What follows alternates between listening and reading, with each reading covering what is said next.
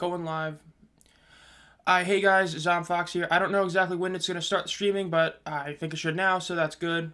Is everything working right? How are you all doing today?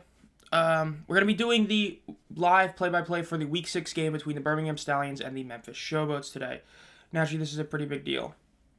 So, yeah. Yep, okay, it looks like everything started off pretty nicely, so that's good.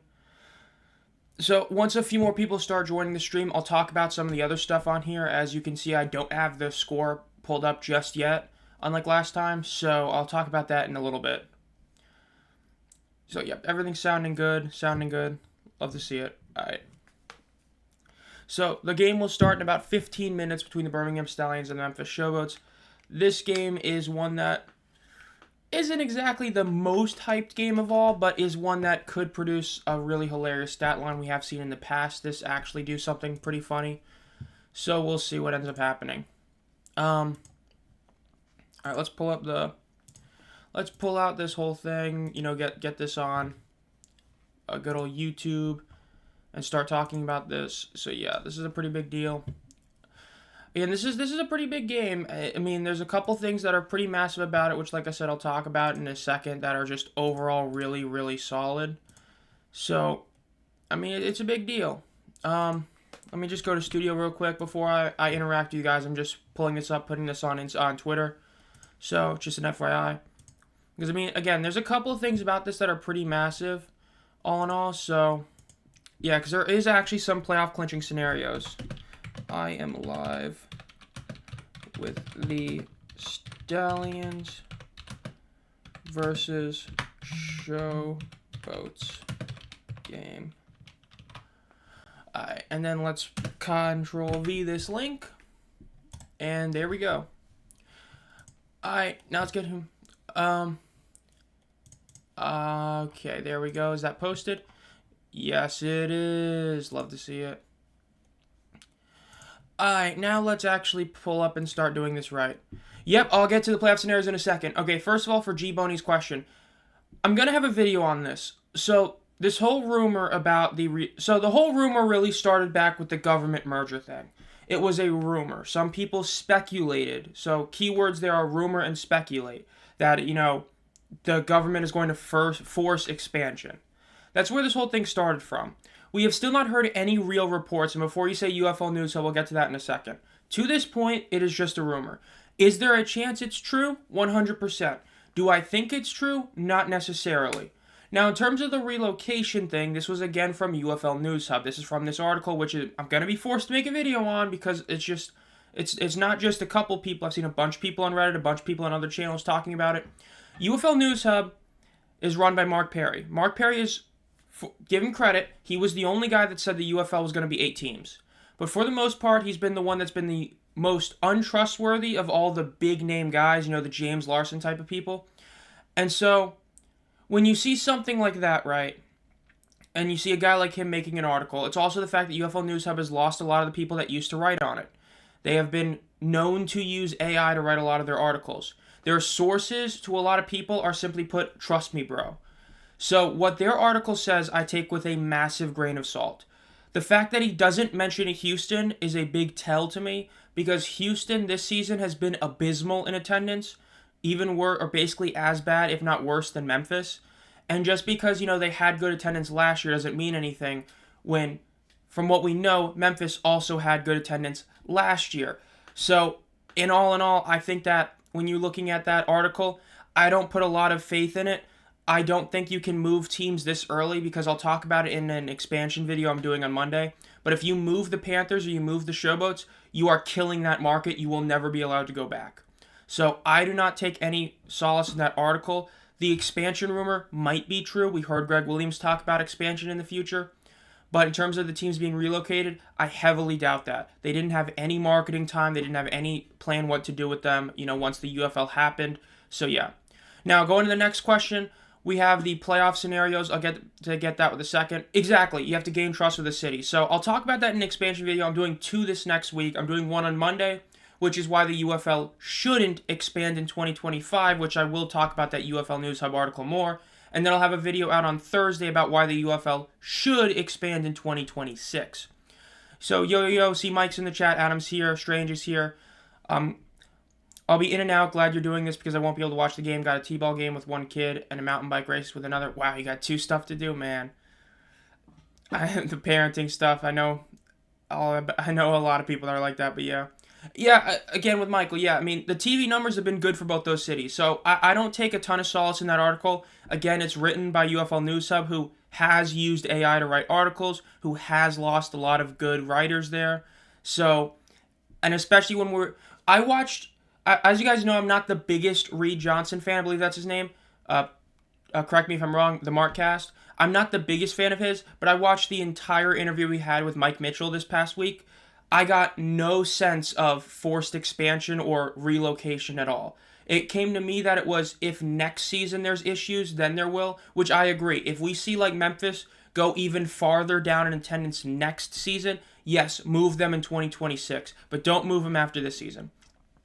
All right, now that we got a few people here, let's talk about playoff scenarios. We have two teams that can actually clinch or be eliminated this week.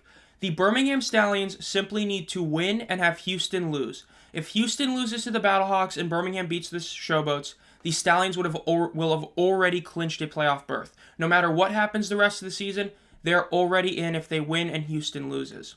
As for the Renegades, despite how bad they've been, they still are technically alive. But if they lose this week and both St. Louis and San Antonio win, then Arlington is eliminated. So there's a couple things that have to happen for Arlington, but if Arlington loses and both St. Louis and San Antonio win, the Renegades are eliminated from the playoffs. At that point, the Renegades will already have 6 losses, meaning there is no way that they can get to 5 wins, and the Brahmas and Battlehawks will already be at 5 wins. As for the Stallions, same exact scenario. If they win this week and Houston loses, that means there is no physical way for either Houston or Memphis to get to 6 wins. Birmingham clinches a playoff berth. Those are the only 2 clinching scenarios as of right now. DC kind of muddles things for the top XFL teams. So yeah. So overall, pretty cool. So those are pretty much what the scenarios are. I'll keep this up for a little bit longer. So yeah. So yes, those are the 2 playoff clinching scenarios right there. Team that can be eliminated and team that can make it. The Panthers naturally are getting closer for it, so yeah. Yeah, for the Renegades, it's do or die. They have to win this week. They lose, it's over. Because, I mean, I expect St. Louis and San Antonio to win, but at this point, basically, Arlington needs to win out and have San Antonio lose out, and that's really the only way they can make the playoffs. So, I don't know, hey, if Arlington wins this week and San Antonio loses this week, Arlington has a shot because they actually play the Brahmas in week 8. I believe it's week 7 or week 8. I apologize for not knowing off the top of my head. But they play them again, so yeah. Yeah, back to the UFL News Hub thing, right? I don't think the government is forcing expansion. They might be, but I don't think they are. Again, we don't know for sure. But if I haven't heard any reports from any guy outside of, people speculating and trust me, bro, sources. Thank you, Adam. Yeah, so week 8, the Brahmas play the Renegades. So week 8, the Renegades play the Brahmas. So if the Brahmas go 0-2 from today, next week, then the Renegades have a shot. But yeah, in terms of that News Hub article, it's just, there's a lot of stuff I just don't buy for sure. It's like common sense sometimes has to trump over everything else. Common sense says you wait another season with what you have with Michigan, Memphis, and Houston. You have to see what happens when you have a full offseason of actually being able to market instead of, oh, hey guys, there's a merger happening and we didn't say anything until January 1st. Good luck, everybody else. Give them a full year, see what happens next year. If next year we see some really bad numbers again, maybe think about relocation. At this point, though, keep the 8 teams you have. I'll talk about it in the video on Monday on why the league shouldn't expand in 2025, and I'll talk about why 26 is a really good time to expand and potentially relocate teams. So I'll talk about that on Thursday in 2026, and I'll talk about 2025 on Monday. So be on the lookout for those, and of course, 2 potential playoff videos as well this next week, which is already crazy. So we're about 7 minutes away from kickoff between the Stallions and the other one, UFL theme. I don't really watch a lot of, yeah, I agree. Mike Mitchell did say the numbers were better, which is why I don't think there's any reason to move them. Again, if they're going up, like I talked about a couple of videos ago, if the numbers are going up, that's all that matters. In terms of the Markcast, Let me make sure I'm actually saying it right. I believe, yeah, Reed Johnson. Okay, great. I don't really watch Reed Johnson. I don't really watch a ton of UFL content. I'll sometimes, watch a United Football Media video or once in a while. And I've been meaning to watch a couple other guys. I know Royce has been a major supporter of the channel. I know he does stuff on YouTube, and I want to give him a watch. I just haven't. I've watched maybe one John Lewis video. I kind of glance at the comeback period, but I'm gonna be honest, I'm just not a huge fan.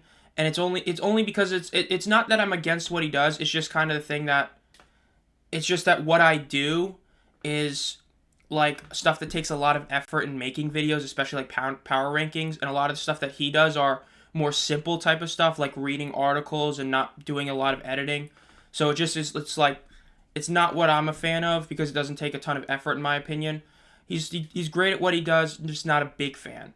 Then Reed Johnson, I've said I'm not the biggest fan of him. I think that he's somebody who is very, I don't know about all of spring football, and that's not even just the USFL hate that he had last year. It's just overall he's somebody who kind of is. The comeback period, I don't view him as much of an XFL homer. I think there were some times where he was saying stuff, but it's just that like his stuff is mainly a lot of like he's grown a lot since the season started because he focuses primarily on things like attendance and TV ratings, which is what a lot of people do want to see because those and he has done the full game stuff. Like I said, I think that he is a solid guy, a solid creator. It's just that effort wise is the only thing that it's just puts me off about it. So yeah. Apparently my father just met Tommaso Ciampa, the WWE wrestler. Wow. Okay, that's actually pretty cool. Okay, well, makes me wish I was there. But yeah. Yeah, so again, I don't really hate the comeback period. It's just that like his growth is mainly primarily based on what he does, not the quality of what he does. And again, that rumor about the forced government expansion was mainly set by him, for better or for worse. But again, the Markcast, I'm just not a fan of really at all. But the comeback period, I'm just not a fan personally. But again, Royce has been a supporter of the channel. He does a lot of stuff similar to me. Royce Waxenfelter. Oh God, I hope I'm saying his name right. I don't want to be that guy. I just sometimes with names like, I mean, when I was reading off Strange's one for the first time, like reading out fully, I was messing it up, and like I've seen it for like years at this point. But yeah, Royce Waxenfelter. I don't remember if his channel's the same name. Yeah, it's Royce Viking Wax Press. He does a lot of stuff similar to me. I have not watched his stuff yet, but I've been meaning to because he's been a big supporter of the channel for a while. Yeah, the comeback period posting games is a really big W. I did talk about that before, like a while ago. Or not, I didn't actually talk about it. What am I saying? Yeah, he has posted games recently. He had a second account where he tried it out first, and that's the best thing that he's been doing recently is posting full game replays. Because the UFL seems to be a lot... like, Fox, if you posted, like, a 6-second clip, it's just like what Perna said. If you post, like, a 6-second clip, Fox was going to take you down like that. But from what I've seen so far, the UFL, you can basically post whatever clips you want. Now, I'm not going to live stream the game because I'm like 90% sure that would be taken down. But in terms of putting full game replays, in terms of putting clips up, they let you do what you want, which is honestly awesome. Alright, now let's get ready to put this game on. The game's going to start in just a few minutes. So this is a big game. Like I talked about it before, this is a game that really does have a couple big impacts potentially. If the Stallions win, they might be able to clinch the playoffs, which would be pretty cool. Alright, so the game starts in just a couple minutes. Now, I will say, for those of you who do not keep up with depth charts, Adrian Martinez is getting the starting nod again. Adrian Martinez is going to be the starter for this game as well. So it feels with that he is officially the guy. It feels that he is the number one guy for the team. He is going to be the starter for the rest of the season is what it feels like. Now, again, it might be that he's, just getting the start because he destroyed Memphis last time. But yes, Martinez is getting the start again, which I'm very glad to see. I've talked about it before. I genuinely believe the Stallions with Martinez at QB, one is the best team in the league, but with Corral, they're the second best team in the league. So we'll see. I've been really high on Martinez. Let's see what he does this week. And then, I mean, I'm going to be honest, I think this game's going to be one of those fun blowout type of games. I personally don't expect it to be close because of the fact that even though Cookus is back, the Showboats line is still a train wreck, and the Stallions defensive line is just it's crazy. I mean, it's so good. But we'll see. Yeah, how many Stallions fans? Hey, you know what's strange? Just be ready for the Thursday video when I talk about 2026 expansion and why I want it to be in 2026. Because if as long as nothing gets to hold up, I truly believe if the league waits till 2026, I think the Breakers will return at the Shrine probably, and I'll talk about that more in that Thursday video. But I really do believe that that will be the first one. Yeah, especially when you saw the TV numbers for New Orleans. I mean, New Orleans was like the third highest market overall for Fox, which is crazy. They don't even have a team right now, and they're still up there. So I think 2026, there's a very solid chance they come back if they wait till then to return. Because by then, the Shrine should be completed in its renovations, and that's going to be a smaller stadium, just like an Audi Field type of thing, which would be great for the league. So I think 2027, I think there's a very good shot they come back. Yeah, I definitely think that they'll be back in 20. I would say if the league holds off till 2026 to expand, I think the Breakers do return. I know some people are speculating that they're only wanting to, add teams that they can sell off to.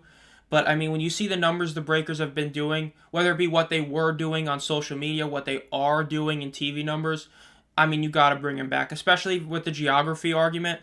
I mean, come on. From what I understand, they have talked to Tulane, but the talks kind of ended. It is a big stadium, but what we do know officially that the USFL did contact the Shrine, but they were going under renovation, so it was like you really couldn't do anything there. So I think that there's a better chance they play at the Shrine than Tulane. That's just what I kind of get overall. From everything I've seen, that's kind of the feel, is it's going to be that. Alright, now the Showboats Stallions game is starting. Now let's see what ends up happening. This is, again, a pretty big game. Stallions win. For those of you who are just joining now, if the Stallions win and the Roughnecks lose, the Stallions already clinch a playoff berth. And if Memphis loses, yikes. They still are technically alive because of Michigan, but not the best. Let's go, ESPN. Lagging again. I love this site so much. Alright. You guys probably connected to the Wi-Fi on this one. Alright. Alright, so before the game fully starts, because, it usually takes a couple minutes, anybody got anything about the games today? Because I believe there's a couple games today, right? There's a hockey game, and I know there's UFC 301 tonight, but I think there's a couple other things tonight. Anyone have any other sporting event that they're, ready for tonight? I know I'm ready for the Hurricanes again. They beat the Islanders. Sorry, Adam, but I was happy that they finally put them away. I was very glad they got that W. Hey, you know what, Michael? You can't lose. I mean, if you're a fan of both teams, you can't lose. So, yes. I've got a single drink, and it's like a 2-liter bottle of Diet Coke.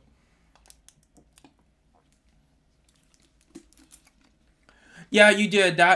I was not home to watch that game, but I did keep up with it. Yeah, that double OT loss, from what I understand, was awful. That hurt. I'm glad I didn't watch it. I couldn't imagine watching like 30 minutes plus of hockey just to lose an OT. That'd have been awful. But we have to play the Rangers now, which is gonna suck. But we'll see. Hey, my Mavs made it on, so I'm happy about that too. Basically, every team I like is doing good. Real Madrid is still alive in the Champions League. The Panthers are still alive in the UFL playoff race. The Mavericks are still alive. The Hurricanes are still alive. The only team that isn't looking good is the Carolina Panthers, which look like they're going to be terrible again. And the Mets. You live with disappointment if you're a Mets fan, so. Let's see. So again, this game's going to start in about a couple minutes. It's just doing the instinct stuff. Yeah, Skip Holtz building a dynasty. This is something else. If they win this game, if they win the championship this year, or if they go undefeated, oh my gosh, that'd be crazy. So I know that the overall XFL versus USFL talk has gone down, but fun fact, we are still at about 4-4 overall across the USFL versus XFL, and there are a couple of matchups this week, so we will see either it end with one team sweeping or one team going 1-1. So we'll see about how that happens in the XFL versus USFL stuff. So yeah. Yeah, the Stallions defense is crazy. I mean, it's so good.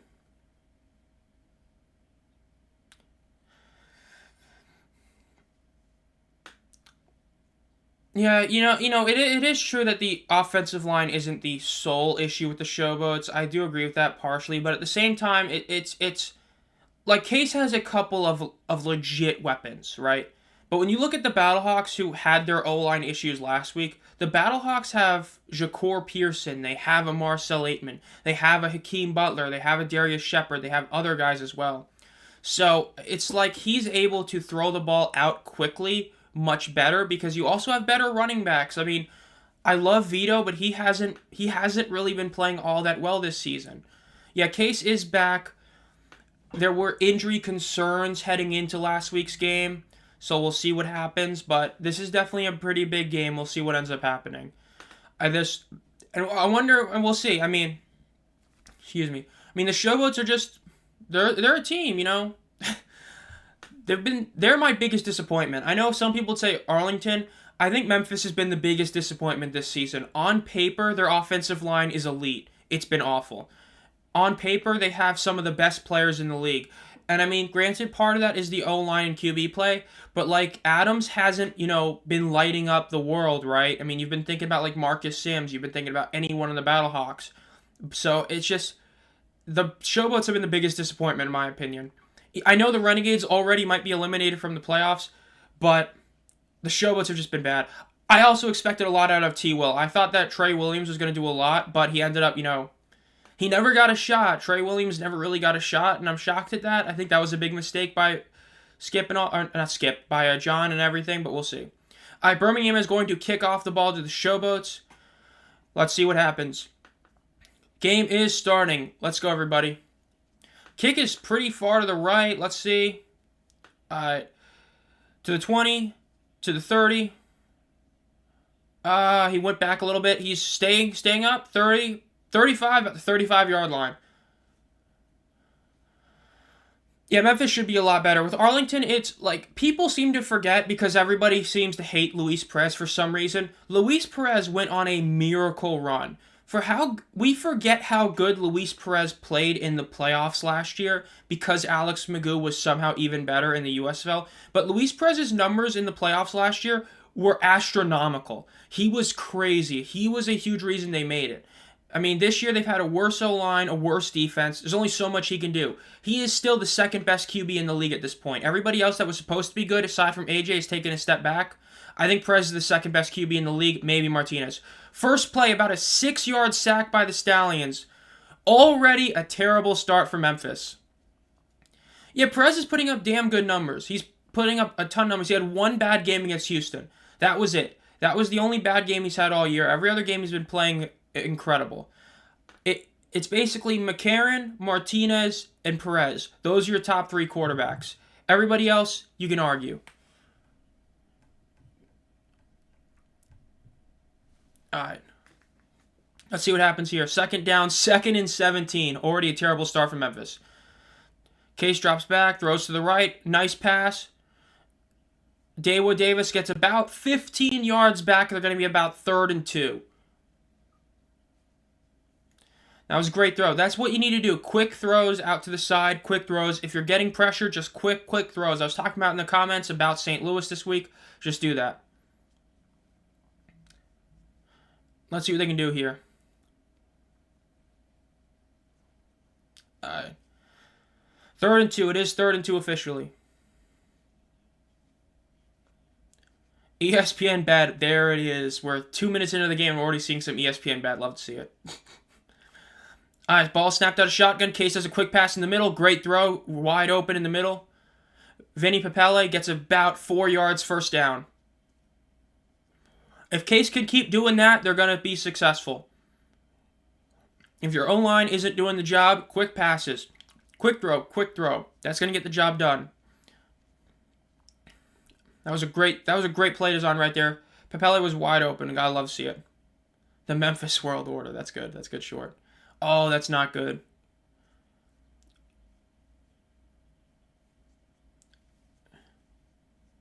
That's not good. DeMarcus Gates is on the floor. He's hurt. That's not good. Hopefully he's all right. That dude is a beast. I mean, if you were watching spring football back in 2022, oh my God, he was a monster. I hope he's okay. I will say, like, so far, a lot of those, like, older players, I guess it makes sense as they've been out of it for a bit.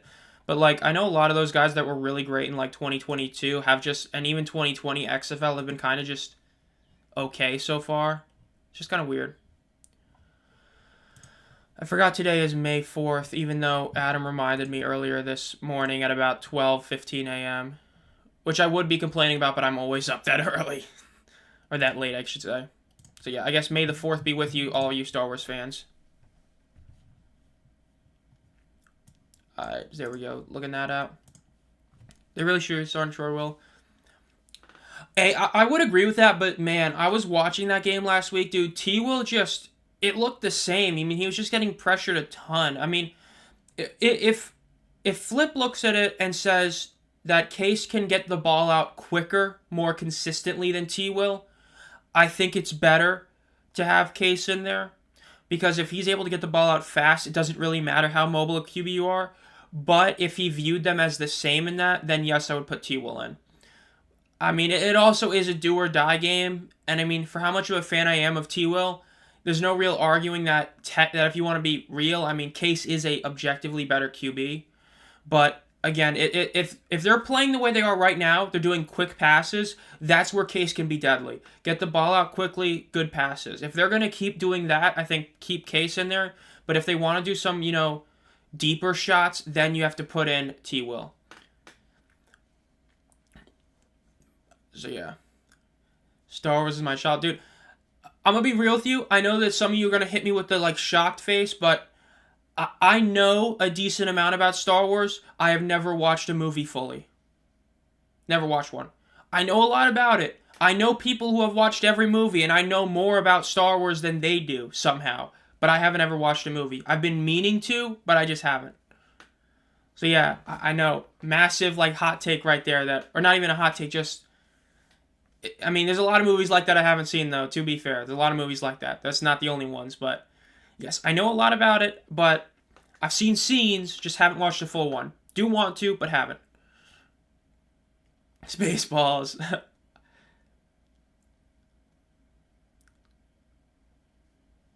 The first play is going to make you cry. What a quote.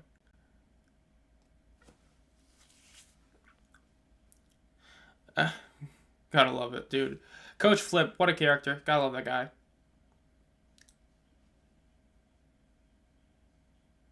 Alright, so Memphis is still driving, getting back from the break. Hopefully we hear that DeMarcus is okay. Hopefully it's not something terrible. Yeah. Alright, first down. They hand off the ball. It's about a 2-yard gain. Just watch Machete order 4 and 6, then 2 and 3 Phantom Menace, and 7 through 9 are trash. Be prepared for 7 and 9, 7 through 9. Okay. Are the 7 and 9 the Disney ones? That's the one part I don't remember for sure what 7 through 9 are. Alright. They're going to take the ball out of shotgun. Case gets the handoff. Hands off the ball again. Solid run. That was about a 5-6 yard run. It's going to be about 2nd and 4, 2nd and 3.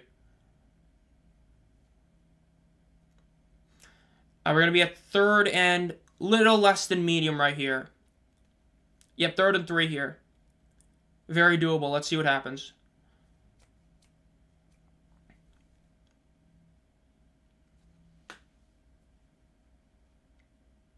Alright, let's see what Case can pull off here. Alright, taking the ball out of shotgun again. Little motion. Alright, throws the ball. Quick pass. Just a small little seam. About a 10-yard gain, first down. Very solid play right there. First down. The Memphis Showboats are still driving. This is the kind of drive they need to start off this game.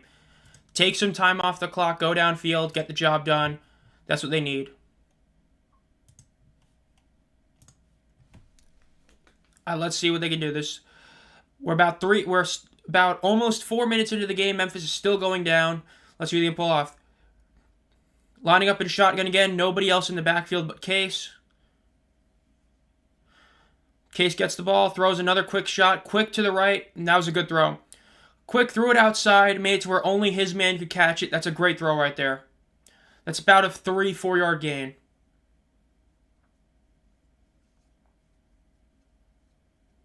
Yeah, I agree. This is one of the best drives they've had all year. This is an incredible drive so far. Oh, they only gained about 2 yards in that one, but this is still a really good drive. This is what they need. I mean, they're already about to eat 5 or more minutes off the clock in their first drive. That's a big deal. All right, let's see what happens. All right, they're lining up in shotgun again. One man in the backfield aside from Case. Case gets the snap.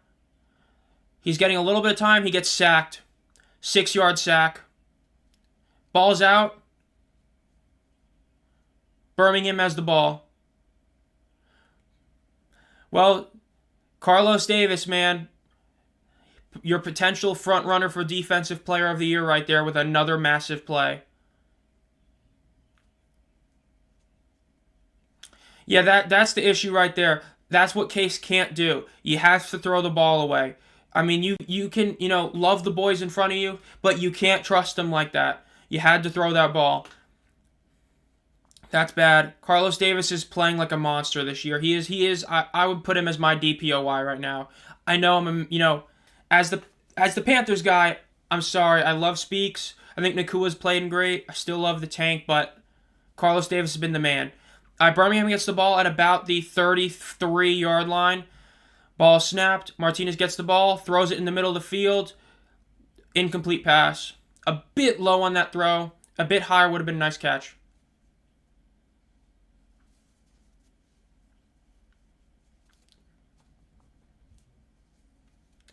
Jonathan Garvin being interviewed in the sideline real quick. First season in spring football. It's pretty crazy seeing some of these guys first time. It's honestly is. All right. One man in the backfield with Martinez. Bad, man. Showboats' defense just mauled it. They got the handoff off and were immediately tackled. That's a 3-yard loss. The Showboats' defense is showing up right now. That was a really good play. As soon as the ball was handed off, just immediately tackled.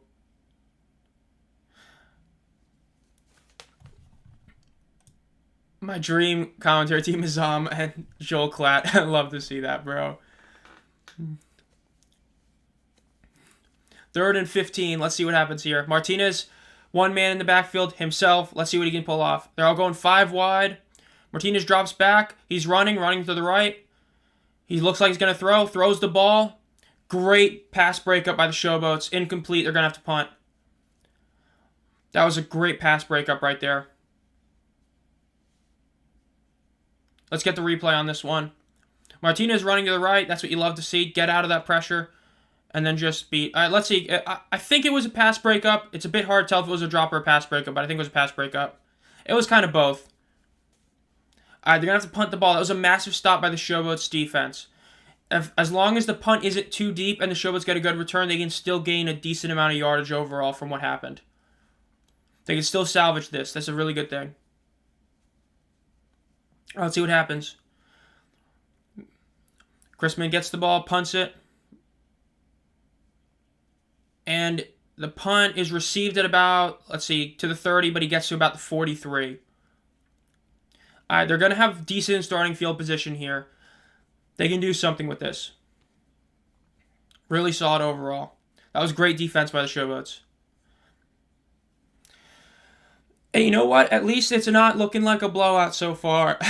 I mean, that was definitely the worry, especially considering what happened last year, but yeah, Birmingham has been a monster. And by the way, Michael, that is with a game where they had 0 sacks. All of those sacks were with the 5 games, because they had a game where they didn't get a single sack. That was against DC. That's how insane their pass rush has been this year. And for all you who are here, make sure to like the stream. And if any of you guys here aren't subscribed to the channel already, make sure to subscribe to the channel. So, I mean, we're on the way to 750. We're like 19 away from getting to another good milestone. Gotta love it. I gotta have something to drink. Remember to stay hydrated, everybody. I just realized I have bottles of water. Why did I take a 2-liter bottle of Diet Coke?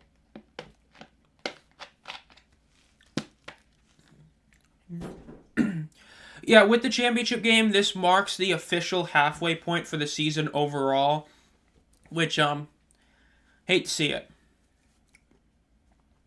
I want to ask this. I know Strange is, but is anyone else here planning on going to the championship game? I am planning on going, but I have not done my due diligence. I have still not booked a hotel, but I am planning on going. Worst case scenario, I will sleep in my car. But yeah, I'm hoping the tickets will come out soon. I mean, they announced when it was going to happen, like before the season started, yet we still have no word when tickets are coming out for that game.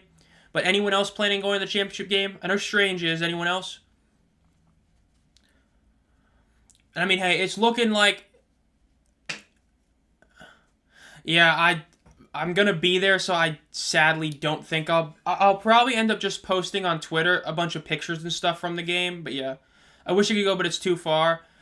Hey, it's gonna be like a 13-hour drive for me. I'm gonna take it. I mean, hey, it'll be the longest drive I've ever taken straight. Because when I went to Canada when I was younger, and actually I wasn't driving, but we made a stop. But like this will be the longest drive just straight on. It's gonna be like 13 hours. It's gonna suck, but I'm gonna go.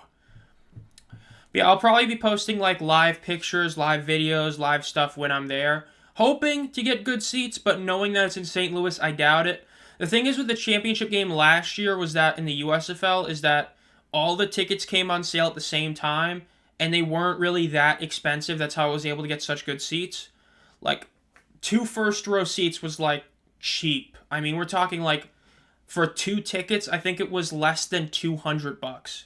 But I doubt the St. Louis Championship game is going to be even remotely that cheap. So I'm already prepared myself mentally for not having those type of seats. But yeah. Dude, this Showboats defense, that was a great stop by the Showboats defense.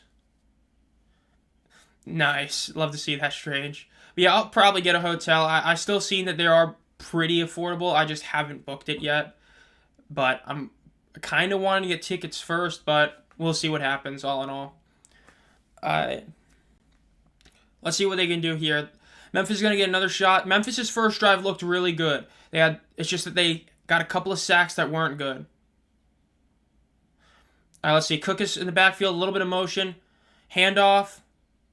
Victor gets about 2 yards and is stopped. Hey, that's one of their better first down runs. Hey, it could be worse. It could be worse. All right, let's see what happens now. John DeFilippo calling a play. This is a big drive for Memphis. Your defense just made an insane stop. You need to do something on offense. Especially if you can keep the Stallions defense on the field. If you can get the Stallions defense to be tired, that'd be a massive gain for them. A huge morale boost and a huge boost in just overall harming the defense of the opposing team. Let's see. One man in the backfield with Case. Let's see what he does. Shotgun again. Ball snapped, fake the handoff. Case runs to the right. He's getting pressured, throws it into the ground. Great throw. They didn't gain anything, but that's a great throw. He sees that there's pressure in front of him. Just throw the ball to where it's going to be incomplete. Good throw. All right, but now they're in 3rd and 8. Let's see what they do here. They're kind of in no man's land. If they were to get about 6 yards, they could realistically go for it. But odds are they're probably going to go for the first down here and then punt if they don't get it.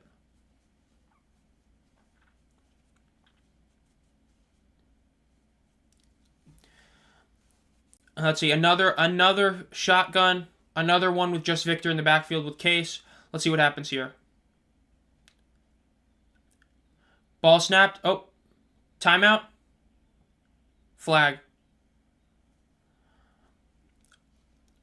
5-yard penalty on the offense. That's not good. That's, yeah, 3rd and 13. They're going to have to throw a deep shot here to get the first down.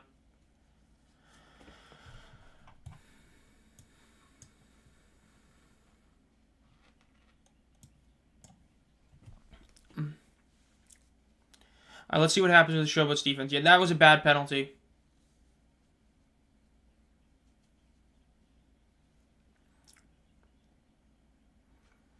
All right, let's see. Once again, they're lining up with Victor in the backfield with Case in shotgun. Case gets the throw, gets a snap. They had Victor block. Case is running to the right, scrambling, running, runs for about 3 yards. Penalty, probably a flag offensive holding, but we'll see. Oh, it's in the secondary. That could be good or bad. Let's see. Adding it on. It sounds good for the Showboats. Holding. Defense, number 22. 5-yard penalty. Added to the end of the run. All right, they're going to automatic first down. Nice. My God, throw it, dude. John DeFilippo is a legend. That's a huge penalty for the Stallions. That was really bad for them to take.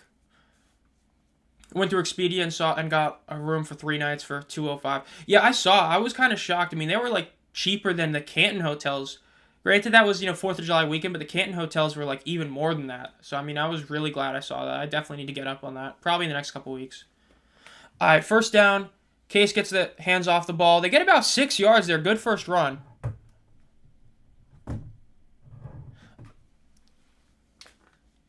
That was a great first run right there. If Victor can keep doing this, that's going to be really good for the team.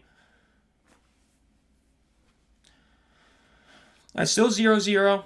2nd and 4 for the Showboats. That penalty is really bad. If the Stallions allow a touchdown here, that's going to be a really bad penalty that they took, that defensive holding. That ball is snapped. They hand the ball off to Victor. Victor cuts to the right. First down. About a 6-7 yard gain right there. Great play.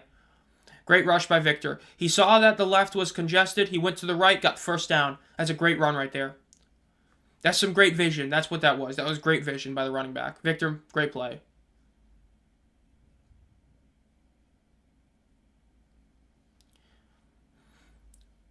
Five carries, 23 yards so far. Yeah, this is solid. I mean, Victor had a lot of games where he averaged like 2 yards a carry, so he's playing really well today. And I mean, it's not just the O-line playing great. Victor's making a lot of great cuts. Case drops back to throw. He throws a deep shot. Incomplete. Outside, out of bounds. Nobody could catch it.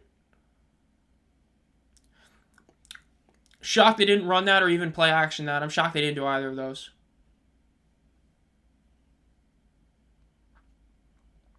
Overthrown and lucky, sailed out of bounds. Yeah, that was a yikes. The crowd here looks to be probably a bit worse than last week, which I'm not surprised at, but we'll see what the official number is later. Wow, they're going with nobody in the backfield but Case. Let's see what they do here. I'm shocked. They've been running the ball well this drive, and they're not running it this time. Case gets the ball, doesn't even drop back. Throws right in the middle of the field, wide open. Davis gets about 15, 16 yards on that. Great throw by Cookus. Great route by Davis. Solid play right there. Memphis is in field goal range. Like, they're in real good field goal range. But they probably want a touchdown.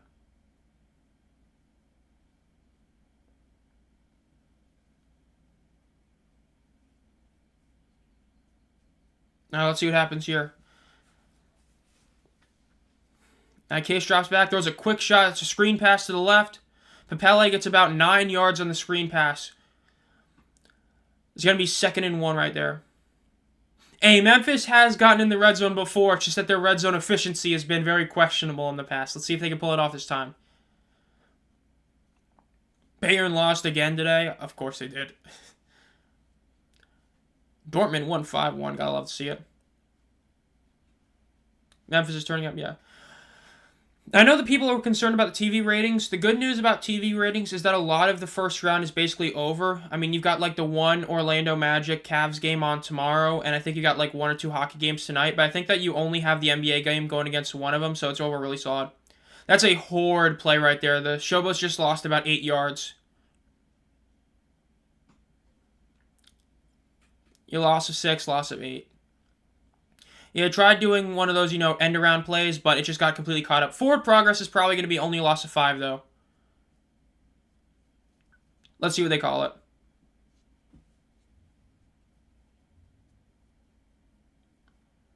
Sacks versus Memphis this season. They already have 3 sacks today. That's crazy.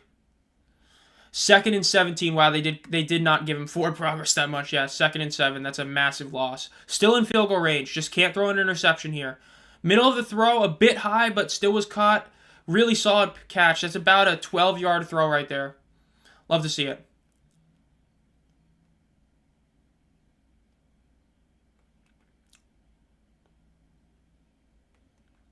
Nice. That was a great throw all in all.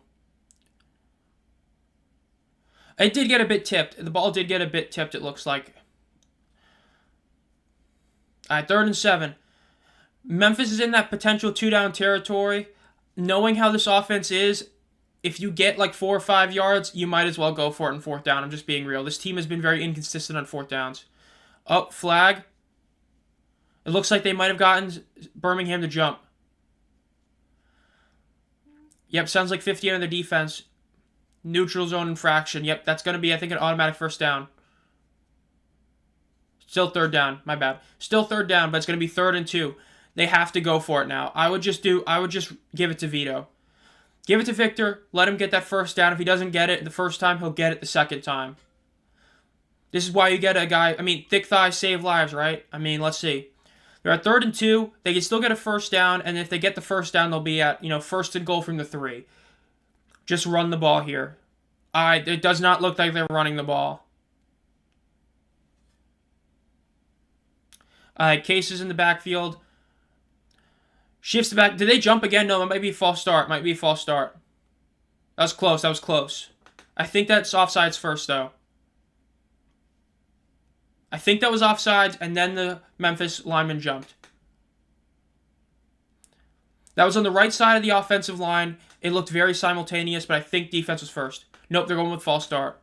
It was close, but they're giving it false start. 5-yard penalty on the offense. That whole penalty means nothing. It was the guard that split. Okay, I see. Yeah, I saw the tackle move.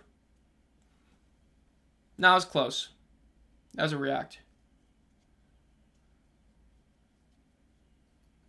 Yeah, that's that. You see a guy like Carlos Davis make a move, you just jump. At 3rd and 7, they're back to where they were. Penalties ended up meaning nothing. Just wasted about a minute and a half of our lives. Case throws in the middle. Dangerous throw. Almost intercepted.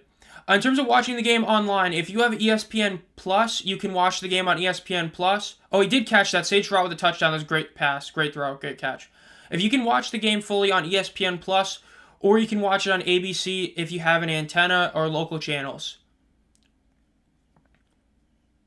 To answer your question, Christine, you can watch it on ESPN Plus or on ABC. All right, Sage Rott with a touchdown. It is 6-0. Memphis, they're going for the 1-point attempt.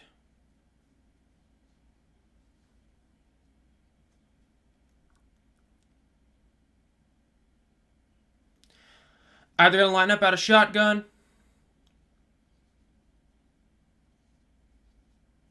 Case gets the snap, drops back. Standing still, throws back to the end zone. Way overthrown. Incomplete. 6-0 is the final score at the end of that drive.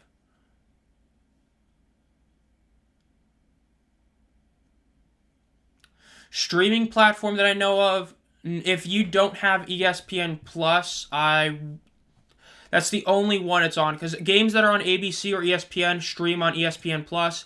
In terms of other channels, I do not know any that have the game on at the moment. I know that Sirius XM has it for the radio, but that would be it in terms of where else you could watch it. Yeah, Week 6. Yeah, this game's on broadcast ABC, and then it's on ESPN Plus, and that's basically it for that.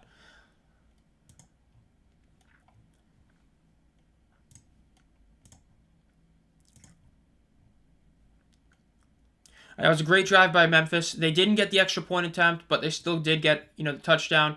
A great drive overall. Sage Rott showing why he was potential snub last year for all USFL, so yes.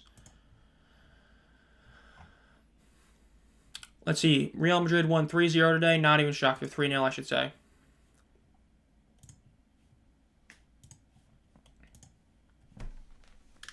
Memphis is 1 of 6 on 1-point attempts this season. Yeah, Adam, you should show him the defender stat. What are the defenders are like 2 and 10 on 2-point attempts this year? Something like horrific. Ball's kicked off. Let's see what Birmingham does with this. Birmingham gets to the 20, 30, 35, 40, 45, 50. 50-yard right there. That's a massive kickoff return.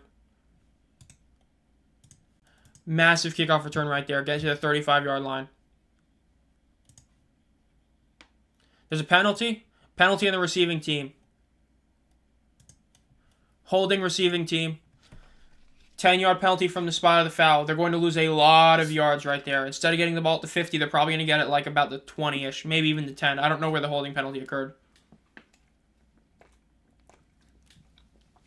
They're showing the other games. Remember, after this game on Fox will be the Battlehawks versus Roughnecks.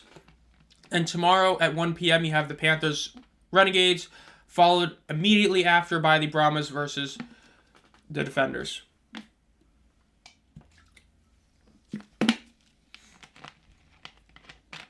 Birmingham has currently -5 yards on the day, so off to a great start for Birmingham. Ball snapped in the backfield, handed off, about a maybe 1 yard gain. Yeah, DC has been horrid on 2-point attempts. It's just been awful.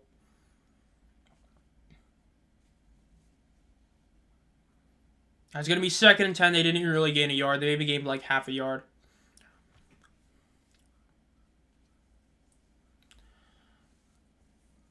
This is a big drive for Birmingham. There's only about 50 seconds left in the quarter.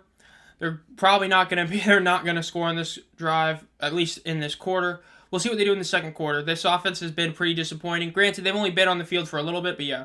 Martinez drops back. He's running left, scrambling, goes out of bounds, doesn't even gain a yard. Man, the Showboats defense has been playing incredible today. I mean, I get it. There's only been like 6 plays for Birmingham, but so far, I mean, Birmingham has not done anything. We might see Martinez be put on the bench. I'm not even joking, which I would hate, but might happen. Let's see. 3rd and 11 for the Stallions. Showboats went out to play today. This is a big deal. Showboats, I mean, this is incredible. Let's see. Martinez and a running back in the backfield. Martinez drops back to throw. Throws deep to the left. His man, Kane, beats his man. Kane gets the ball. It's about a 20-30 yard gain right there. Great throw, great catch. Deon Kane proving once again why he's one of the best receivers in the UFL. Your 2023 USFL Championship game MVP, Deon Kane, with a massive play right there. Martinez with a dot. Kane beat his man. Ball was perfectly placed right into his stride. Great throw, great catch. First down, Birmingham. That's what you love to see. That was a great play right there. That's a championship level play right there. Kane just had to keep running. Ball was thrown right into his hands. Great throw. I agree. That play is just, that's what you love to see. That was a perfect throw. You threw it to where only your man could get it. You threw it in his stride. He didn't have to stop running. Great throw. Gotta love it. Deon Kane's been a monster this year. I mean, I know he was incredible in the championship game, but man, right now he's been a monster.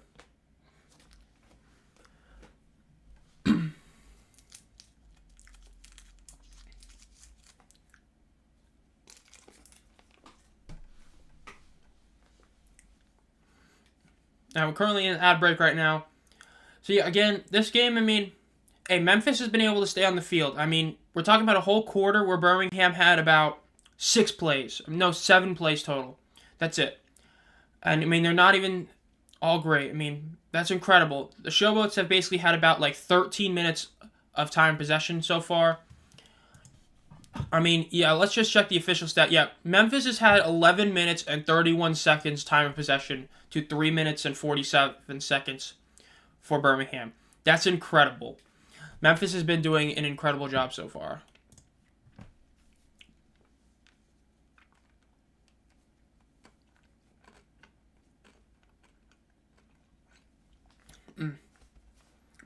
Man, that's really a shock. I mean, Memphis has so far looked really good on offense, right? They still had a couple, big sacks and all that.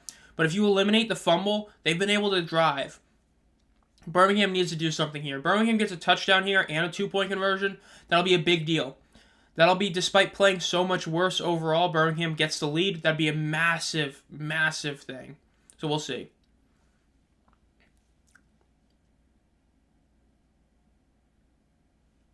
Yeah, Memphis scoring a touchdown in the red zone, that is pretty crazy. I mean, they just haven't done it all year. But, I mean, hey, this is do or die for them. I mean, the fact is you don't want a team to clinch the playoffs unless you're clinching it. And, again, for those of you who are just joining now who weren't here, Birmingham can already clinch a playoff berth. A win and a Houston loss clinches the playoffs for them. So, I mean, they need to win this game now. As for Memphis, Memphis needs to win to make it to where Birmingham can't clinch the playoffs already. So, I mean, we'll see. And, I mean, hey, Birmingham is still riding that insane win streak. I believe it's up to, like, let's see, 5, 6, 7. I believe it's up to, like, 13-0 in their last 13 games. Something like that. Talking to Matt Corral on the sideline.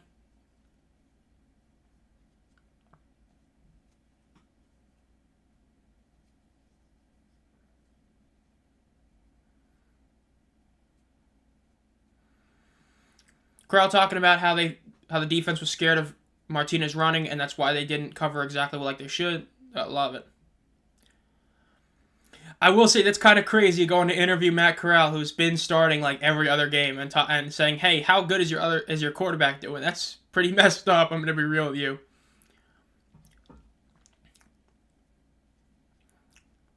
Now let's see what Birmingham can do with this one. All right, Person's in the backfield right behind Martinez, lining up in shotgun. Ball snap. Ball is handed off to Person. Person runs to the left, and he gets out of bounds basically at the 10. So, I mean, 0-yard gain, 0-yard loss, basically.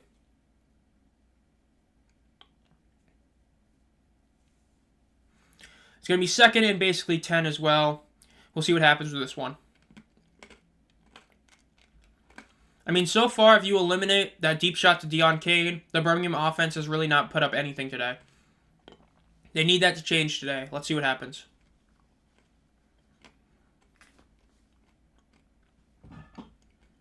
Now let's see what Martinez can do. Martinez drops back. There's a flag. Play is going. It looks like it's probably going to be defensive offsides. Pass is thrown down the middle of the field. Jay Sternberger gets the ball to the 20. That's going to be a massive gain, and I would assume that the penalty is on the defense. Let's see what the official call is. Yep, offside in the neutral zone defense. Penalty is declined. Stallions gain. Huge right there. Another great throw. Another great gain right there.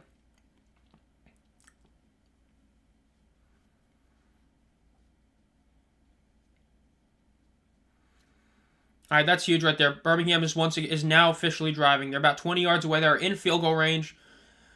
So let's see if they can get the touchdown. Touchdown to tie the game. Maybe they get an extra point in time. Let's see what happens.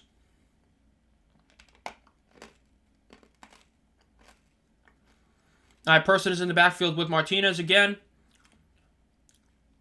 All right, ball is handed off to Person. Person gains about 2 yards, getting pushed forward about 2.5 yards right there. One of their better first run downs of the day. Not great, but still solid one. Showing the quarterback starters so far. Corral started both week 1 and 2 and week 4. Martinez started week 3 and week 5 and today. Both of them are now at 3 starts. But remember the game against the Panthers, both Martinez and Corral played heavy minutes in that game. But starting in week 3, it was basically full game, full game, full game, full game. Now let's see what Martinez does here. Person goes to the right side of the backfield. Martinez drops back, throws deep left. Cain touchdown. Cain deep left, touchdown end zone. Nope, incomplete maybe? Incomplete. They're ruling him out of bounds. Yep, they're ruling him out of bounds. He is not looking like he's going against it. Mike Pereira is reviewing it. Let's see. Looks like he got out of bounds. He got 1 foot inbounds for sure. The other one looks like it hit both of them. Yep, out of bounds. His left foot hit the out of bounds marker before. Almost an incredible patch right there. But yeah, that was definitely out of bounds. 3rd and 8. Again, they're in field goal range, but they'd like a touchdown. Let's see what they do. Person runs to the right. Martinez gets the pass. He throws deep in the middle. First down. Great shot right there. Just a solid 10-yard pass right in the middle of the field. First down. They're at 1st and goal now.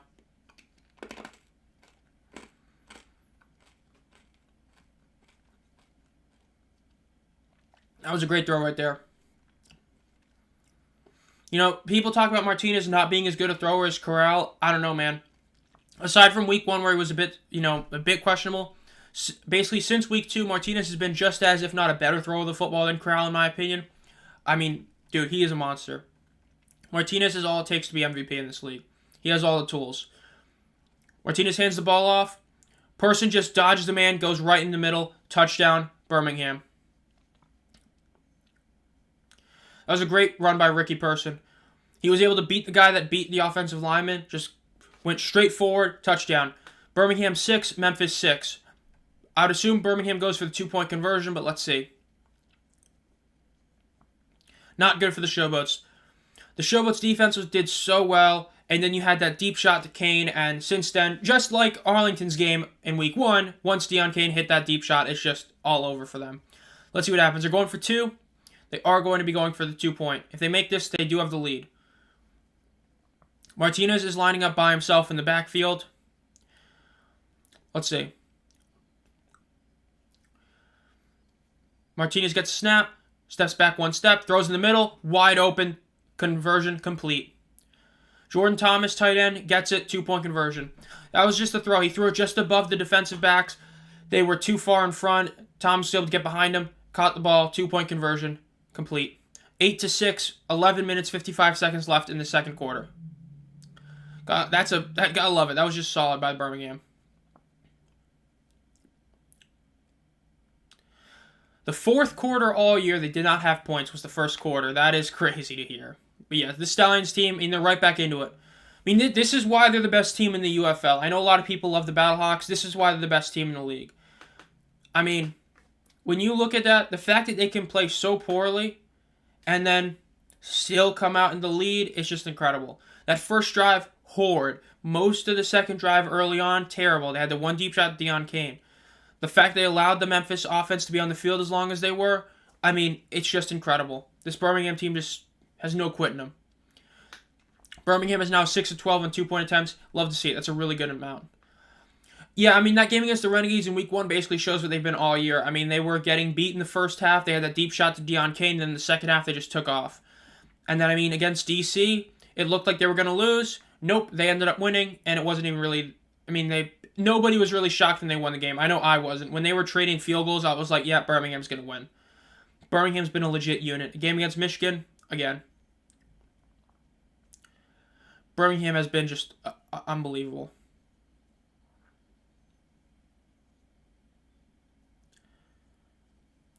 Dude, I love how, like, my live control panel is, like, so different from each other. I really don't get it. Alright. Memphis is now at 134 points against them. Yeah, Memphis is not looking too hot right now. They need a good drive here. I mean, I know I always say they need a good drive here, but the fact is with Memphis, what you've been able to do is you've been able to eat the clock, killing the clock. I thought this game was going to be a game where the Stallions obliterated the Showboats, but if you're able to keep the ball out of Birmingham's hands, there's only so many points Birmingham can put up. So if Memphis can continue doing these very long drives, it's going to be a massive benefit for them. So let's see what they end up pulling off. Again, it's a big deal, but we'll see. I mean, it's simple, right? I mean, when you're looking at... It's the basic rule, right? I mean, commentators say it all the time, but it's because it's true.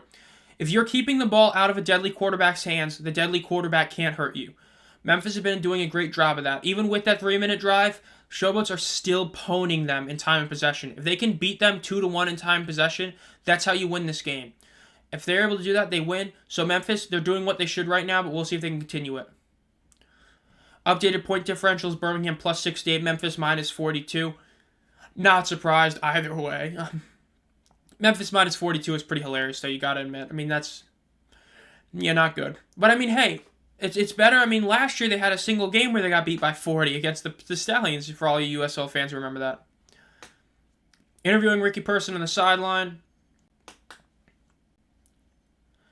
Where does the anger you have come from? Okay.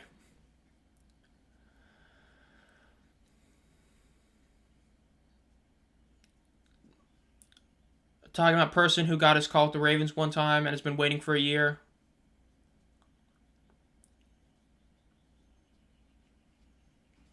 Yeah, dude, Ricky Person, I mean, he's been great this year. I mean, CJ Maribel was probably the most underrated player across both seasons of the USFL last year. But, I mean, Person has just been a monster this season. He's been really good.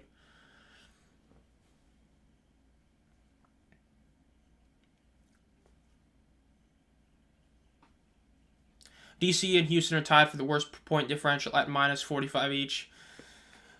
Yeah, I mean, hey, getting beat by like 30 doesn't help. I mean, that game against St. Louis was bad in the end. Titus Wynn gets to about the 30-yard line. I got tackled maybe a bit before that. No, he got just past 30. He got about the 32-yard line. I hope next year the UFL could get even more great prospects. Hey, the longer the league lasts, the higher the quality of players gets. You're gonna get better guys. I mean, just look at Martinez. I mean, Martinez and Matt Krell were both really big names for the league to get, and they got them both in the same team. I mean, if they can get more guys like that, that'd be a really good sign for the league. I mean, you still got guys from the UFL draft who technically still could go to a team, but we'll see. All right, ball's in the backfield. It's going to be handed off to Darius Victor. Victor gets about 1 yard. Back to having a not-so-great gain right there. All right, 2nd and 9. Again, like we talked about before the game restarted, Memphis needs to get a drive going here again. You cannot give the ball right back to Birmingham. If you're able to kill the clock, that's how you're going to win this game. You can't have it be this, shootout. You're not going to win a shootout against Adrian Martinez in this Birmingham defense. So let's see. 2nd and 9. Case needs to do some of those quick passes. That's where they've been having the most success, the quick passes. He drops back, throws the ball, right down to the left side, and Papele gets about 6 yards after the catch. Maybe a first down, or they're going to call it 3rd and 1. About 8, 9 yards right there. Papele is a bit slow to get up. That's not good. He is up, but he looks like he's in pain. That's a very, very, very bad sign for Memphis. All right, Case Cookus has one man in the backfield with him. Let's see what they do here. 3rd and 1. They are calling it 3rd and 1. I'd assume they run the ball, but they might do a play action. They do run the ball. Victor gets about 4 yards first down. They're now at about the 48-yard line. This is what you need to do if you're Memphis. Keep these drives churning. Just keep them going. Keep going. Slowly but surely, Little engine that could kind of deal. Just slowly but surely get the job done. All right, 1st and 10 at about the 48-yard line. Their 48-yard line. 10 minutes left in the second quarter. No, they're a bit farther back. They're about the 46-yard line. My apologies. Ball snapped. Case throws quick to the left side. Victor gets about 6 yards on the play. They just crossed the 50-yard line. Going to be about the 49 or the 50-yard line. About 2nd and 4. All right, now this is what you want to see if you're Memphis. Quick passes, quick runs in the middle. This is what's going to work. This is what's going to be able to beat this Birmingham defense. 2nd and 3. This is really good for Memphis. All right, they're once again lining up in shotgun with Victor in the backfield. Case hands the ball off to Victor. Victor gets about 1.5 yards. It's going to be about 3rd and 2.5, 3rd and 3. This is, announcers just talking about 4-down territory. This is definitely debatable for 4-down territory. If you get about 1 yard and you get it to a 4th and 1, I'd go for it. But if you lose any yardage or stay the same, I don't know. It's a risk to go for it here. If you miss it, that's bad. Let's see what happens. 3rd and 2, though. Let's see if they can get the first down in this play. Once again, shotgun with Victor in the backfield along with Cookus. Let's see what they do here. Cookus gets snapped, drops back, throws it. He is hit while he's throwing the ball, incomplete. He got hit hard again. I would not go for it in 4th down. If you were going to go for it in 4th down, you would have ran the ball last play. You didn't even do play action. I mean, they might be going for it, but if you do, that was a bad play call to decide to throw it when you're going to go for it anyway. Offense is still on the field. There's a flag on the field. There's a flag on the field. This offensive line should be arrested for attempted murder. Oh my God. Fair. They've called intentional grounding. Yep, I was wondering if that was going to happen, but yeah, it looks like intentional grounding on Case Cookus. 10-yard penalty, loss of downs, intentional grounding. They're going to have to punt it. Yeah, it looked like he was trying to throw it out of bounds, throw it to a receiver, but he was getting hit while he threw it, and so he ended up throwing it it was a duck to nobody, so yeah, fair. 4th and 12, Memphis is going to have to punt the ball.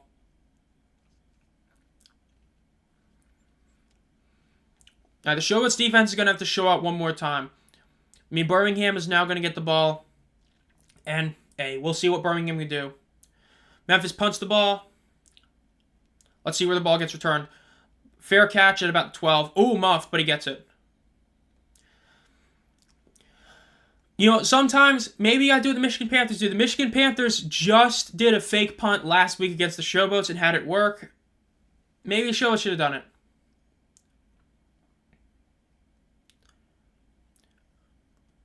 Mike P talking about the intentional grounding.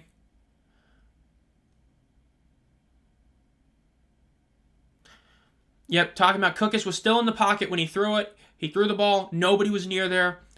It doesn't really matter if it gets to the first down or not. Or not the first down, my apologies. It doesn't matter if it gets to the line of scrimmage or not. It was clear intentional grounding. I agree. It was pretty obvious. Yeah, the transparency in this league is like the best thing about it. I mean, the NFL would never do it because, you know, that all the refs have too much of an ego. But yeah, Martinez is a great play action. It's a screen pass to the left. It's about a 6, 7, 8, 9-yard gain. That was a great run right there. Great run after catch. Benjamin Victor with a really solid run right there after the catch.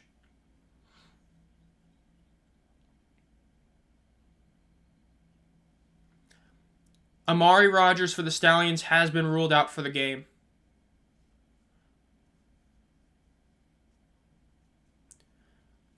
I did not hear the other one. I heard something else about somebody else being out. I heard Amari Rodgers is out for the game. Who was the other one?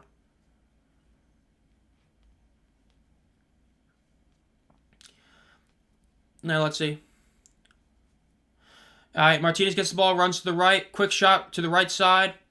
Almost a first down. About the 9-yard gain. About a 9, 8-yard gain right there. Gates is out. Okay. I hate to see that. Papelli is going into the tent. That's not good for the show. It's a lot of injuries right now. Well, I mean, the NFL, the issue is that you have these refs that have too big of egos. I mean, you had a whole ref strike a few years ago, right? So it's like, I mean, think about the PI, right? They made the PI challenge rule and then nobody overturned it because they didn't want to admit they were wrong. I mean, you'd have to implement a sky judge that has ultimate authority. I don't know if the refs would allow that. A great first down run right there. CJ Marable trying to assert himself back into the starting lineup with that. That was a solid 15, 16-yard run right there. Great run by Marable.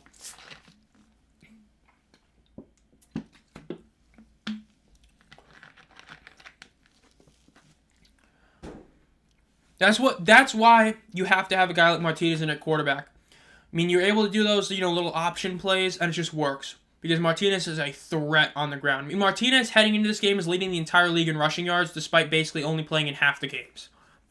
Martinez drops back to pass, looking for a deep shot to the left. Oh, what a catch! Jordan Thomas with a sick one-handed catch. No way. That's sick. Oh, man, that's up there for play of the year right there. That was an insane one-handed catch right there. Jordan Thomas had to turn around, got his right hand up, caught it, just straight up caught it, clearly inbounds. Incredible right there. That's insane. That's insane. I'm going to pull that up for the commercial break. When we get to the commercial break, I'm going to show that to you guys, for those of you who aren't watching the game. Yes, DeMarcus Gates is out for the rest of the game. They did just announce that. That was incredible. That's the play of the game so far. Yeah. Once we get to commercial break, I'm going to show you guys that play, because that was incredible for those of you who aren't able to see the game. That was insane. I mean, oh my gosh, Randy Moss play, that was mad. That was crazy. All right, 1st and 10. Let's see what they pull off. All right, they're at 1st and 10 at about the 21-yard line. Pass to the left, high, right, perfect, about a 7-yard gain. This Birmingham offense is terrifying. This is what you love to see. CJ Marable's in the game now, and he's just going off. Birmingham is already in the red zone. They're already getting close to another touchdown. This is looking bad for Memphis. Birmingham understands they can clinch the playoffs this week. They want that berth. That's what it appears to me. They want that berth. All right, Marable in the backfield with Martinez and shotgun. Marable goes to the left side, hands the ball off to Marable. Marable leaps, and he gains maybe a yard or two. That bad ESPN camera angle, back at it again. Let's see. It's going to be about 3rd and 1, 3rd and 2. 3rd and 2 is the official number. Even though you could definitely get this on the 4th down, this is one of those where I would just probably kick the field goal if you don't get it. Unless you get like a 1 yard, then that's different, but yeah.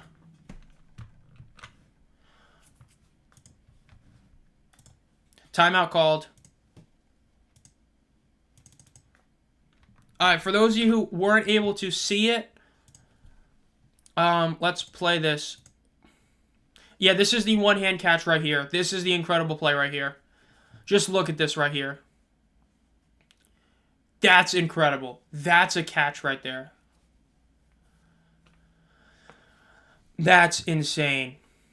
How about that? I mean, oh my gosh. Let's see the replay right here. Look at that catch right there. That's what you love to see. That was incredible. I mean, does it get much better than that? That's up there for play of the year right there. That's up there. I'm not saying it is, but it's up there. Yeah, tight end doing that is insane, especially it not being one of the like big stars. Like that's not even, Sternberger, that's not Surratt, that's not Cannella, that's not Latimer. I mean, oh man, that's crazy. I know, back to this right here. I mean, that play's massive. Birmingham, another massive play for BM. I mean, it's just, again, no matter what, BM just always seems to be in it. It's crazy. So, I mean, let's see what Birmingham's able to do at this point, right?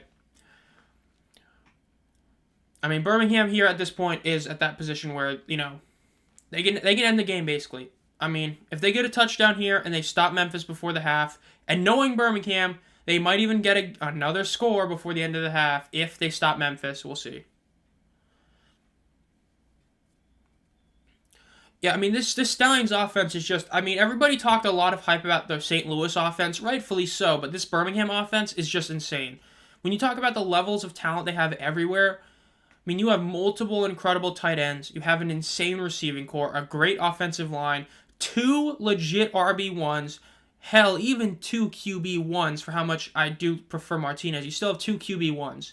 In terms of depth, I don't know, man. I think Birmingham is the best offense in the league. When you consider depth as an option, I'd say they're the best. Yeah, I think that starting talent, St. Louis is better, but depth-wise, it's just, I mean, there's like no position where Birmingham doesn't have depth. It's just, it's crazy.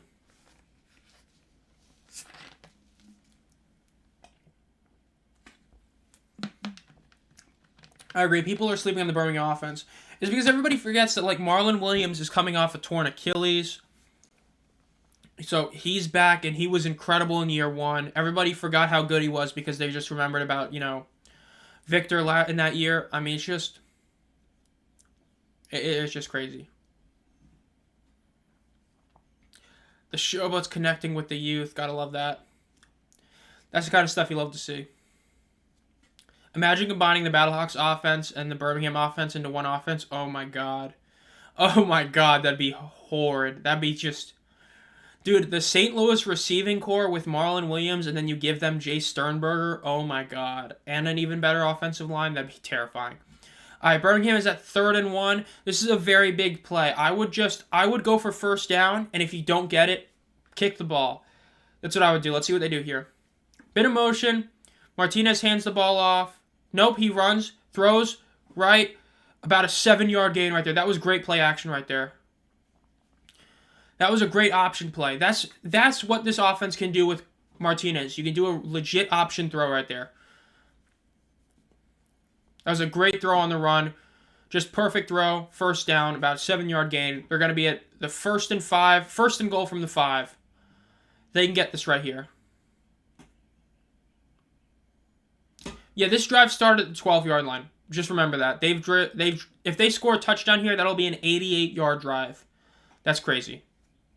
All right, 1st and goal. Gotta love the formation. They got 3 guys in the backfield behind Martinez. And it's a play action again. 1st down, touchdown. Touchdown to the left side. CJ Maribel with the touchdown.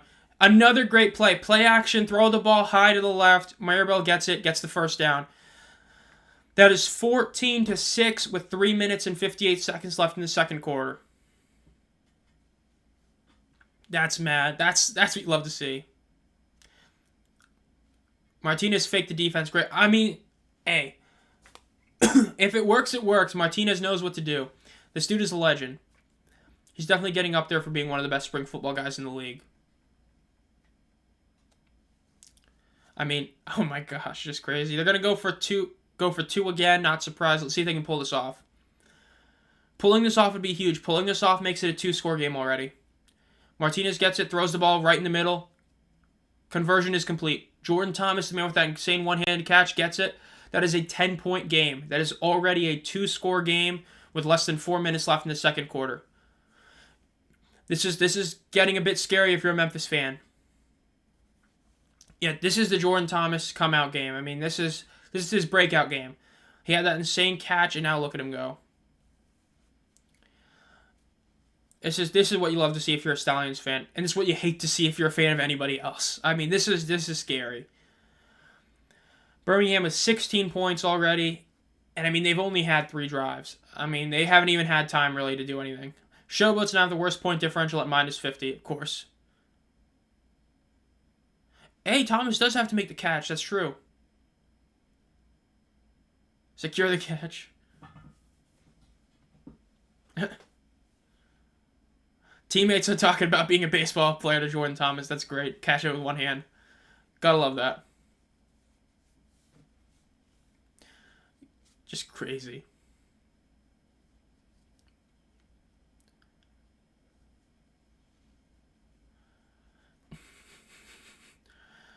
Birmingham has the best point differential at +76, of course. I mean, hey, undefeated, that means you never got a negative. Gotta love to see it. All right, let's see what happens here with Memphis. This is where it gets scary if you're a Memphis fan. You have to pull off something here. Memphis gets to the 20, 25, 30, 35, tackled at about the 39-yard line. No flags, that's good. Neville Clark losing his helmet. If you're Memphis, you need at least a field goal. You cannot go into halftime being down 2 scores. That would be terrible. So let's see what happens with Memphis. I mean, they need a score here. Going down, especially the fact is that 4 minutes left. Birmingham, if they stop Memphis, Birmingham's going to score again. I mean, we all know Birmingham's going to score if they get the ball back with any time left on the clock this half. Memphis needs to just eat up the clock and kick a last-second field goal or a touchdown with like 10 seconds left before the end of the half. Anything else is bad. Let's see. Case drops back to pass, throws in the middle, scary ball, but it's caught. Doesn't look like he was touched. Does not look like he was touched. Ball gets to about the 43-yard line. Birmingham's 43. There's a great play by Jonathan Adams. That's the kind of play that shows why this guy is considered an elite receiver. He knew he wasn't touched. He got up, got downfield. Love to see it. Case drops back. Nope. Case hands the ball off to Victor. Victor gets about 6 yards, 7 yards. 7 yards right there. That's going to be about 2nd and 3, 2nd and 2. Memphis is driving. This is good. Memphis needs to score here, but I'd be very wary about the clock. I don't want to leave too much time because Birmingham will score if you give them time. Elite teams make a killing in the 2-minute drill. You do not want Birmingham to get the ball back with 2 minutes left, especially in this league. That's an eternity. Let's see what Case and the boys can do. Case is lining up in the backfield again with Darius Victor with him in shotgun. Let's see.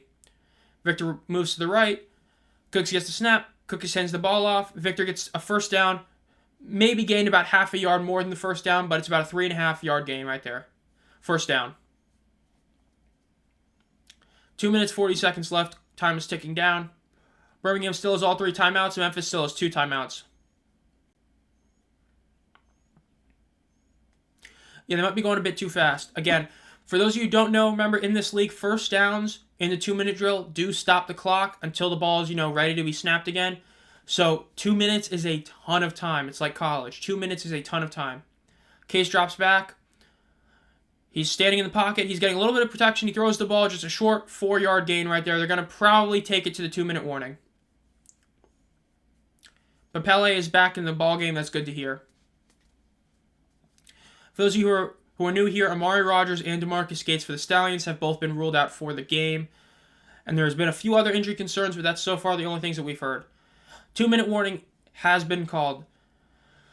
Memphis is at 2nd and 7, a 2-minute warning. They are basically almost in field goal range. They definitely want to score before the end of the half, but they want to do it to where Birmingham can't get the ball back. For those of you who are new here, make sure to like the stream if you're enjoying it and subscribe to the channel. I do at least 4 UFL videos a week. So yeah, be ready for that as well. Alright.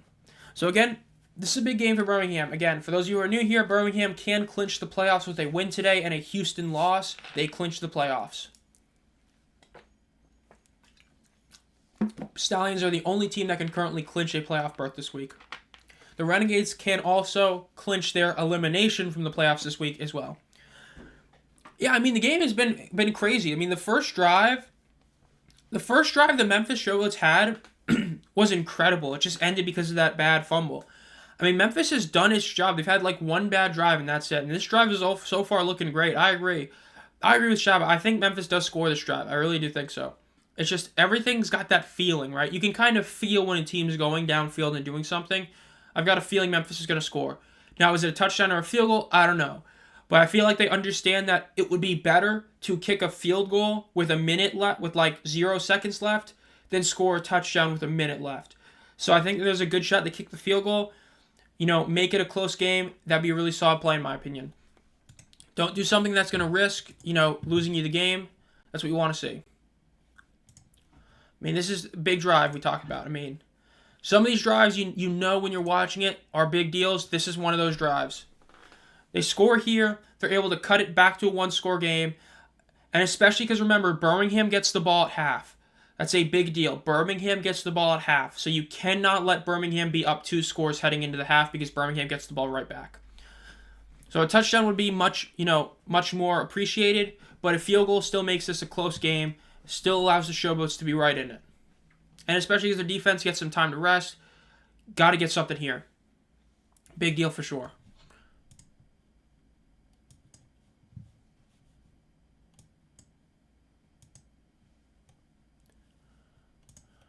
I have no idea what my YouTube live is saying. 2-hour stream. Hey, yeah, sure. Memphis scoring this drive. Yeah, well, we got to see. I mean, again, this is a big deal, right? You get 3 points, you make it 16-9.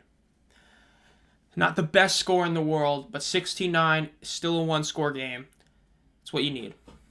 I'm talking to Coach Flip on the sideline here. Talking about Birmingham bringing more pressure. Yep, talking about that he expects Birmingham to bring a lot of pressure.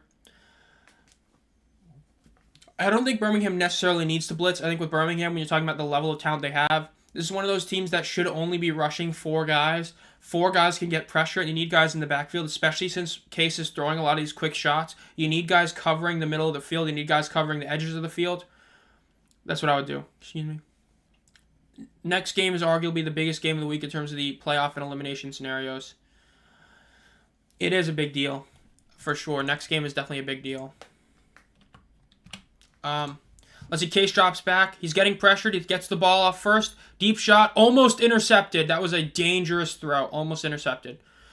Yeah, the Battlehawks versus Roughnecks is a very massive game. Because a Battlehawks loss right there will be huge for teams like San Antonio and DC. Because if you're like DC, you see St. Louis lose, that's huge. Because then you can win the rematch and get right back even with them in head-to-head. And then it's also huge for San Antonio because San Antonio now can overtake them for the current 1 seed in the conference. And then for Houston, if Houston loses and Birmingham wins today, that means Houston's eliminated. So yes, the Houston-St. Louis game is definitely the most important game in terms of playoff scenarios. Though the Arlington one still kind of matters, but yes, I agree. The next game is the most important overall because that affects both conferences by a ton. All right, Memphis is at 3rd and 7. Let's see what they do here. This is really bad for them right now because it looks like if they don't get the first down, Birmingham's going to get the ball back. Mark Gilbert is down. That's not good. Elite cornerback right there. That's not good for the Stallions. Mark Gilbert, all USFL player last year, a huge part of that insanely good Maulers defense last year, currently down.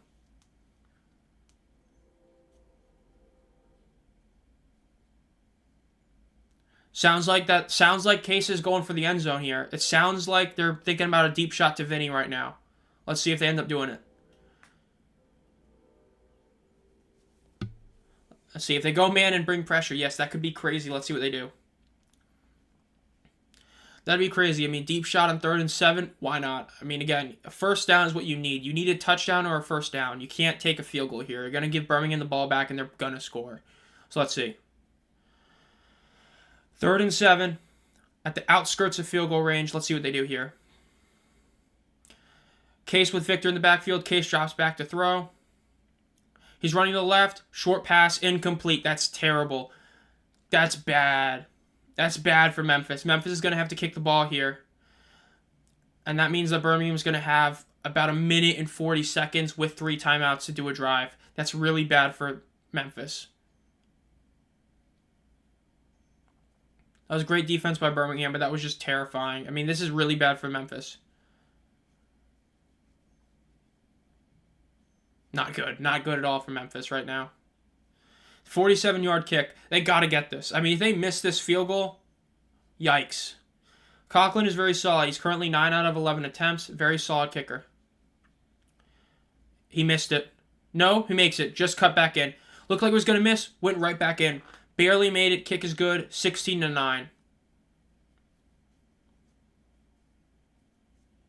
Yeah, Memphis could have definitely been penalized in that 3rd down play as well. That kick was barely in.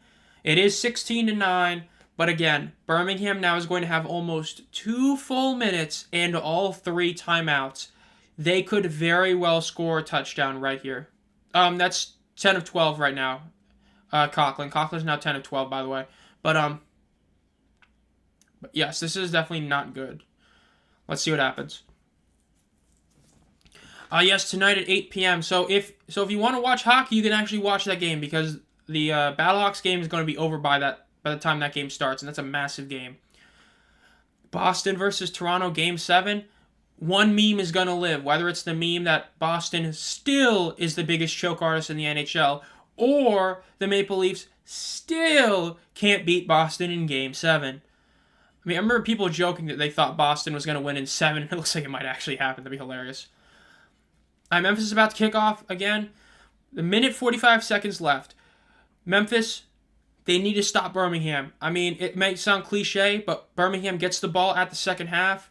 They can score on this drive. Birmingham can end the game with a touchdown here, pretty much. A touchdown here and then a score in their next drive ends the game, pretty much. Let's see what happens. Memphis is about to kick the ball. Let's see what happens. Yeah, we'll see some glorious memes about either team winning that Game 7. Birmingham gets the ball. Get past the progressive logo. 30. He gets out at the 30-yard line. That was great coverage by the Showboats defense, or the Showboats special teams unit. All right, Birmingham's going to have to go 70 yards, but again, clock stops at first downs. They can do this. Let's see what happens. This is really not going good for Memphis right now. This is really not.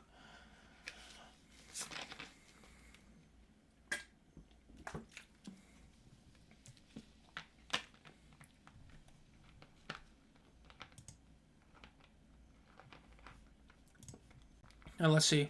Again, this is a massive, massive drive for Birmingham. A drive here can pretty much end it. Again, a drive here, and then scoring in the next drive. All right, quick pass to the left. CJ Marable gets about 2 yards. Not a ton, but 2 yards still. True, Martinez not running is a bad sign. Because I wouldn't be shocked if he starts doing it in this drive or the next drive. Because, I mean, if you can hold that off, make them forget that you can do that, then you pull it off, that'd be terrifying. Again, this is 2nd and long, but they can still pull this off. Yeah, he has currently not rushed a single time today. I'd be very cautious if I am a Memphis defender. I would not be shocked if he does run the ball. Let's see. All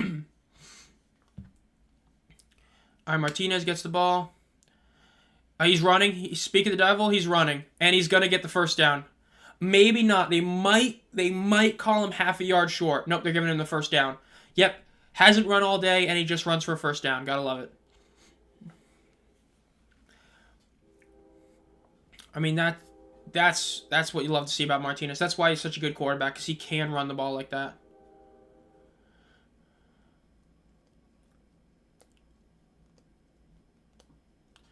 All right, 1st and 10.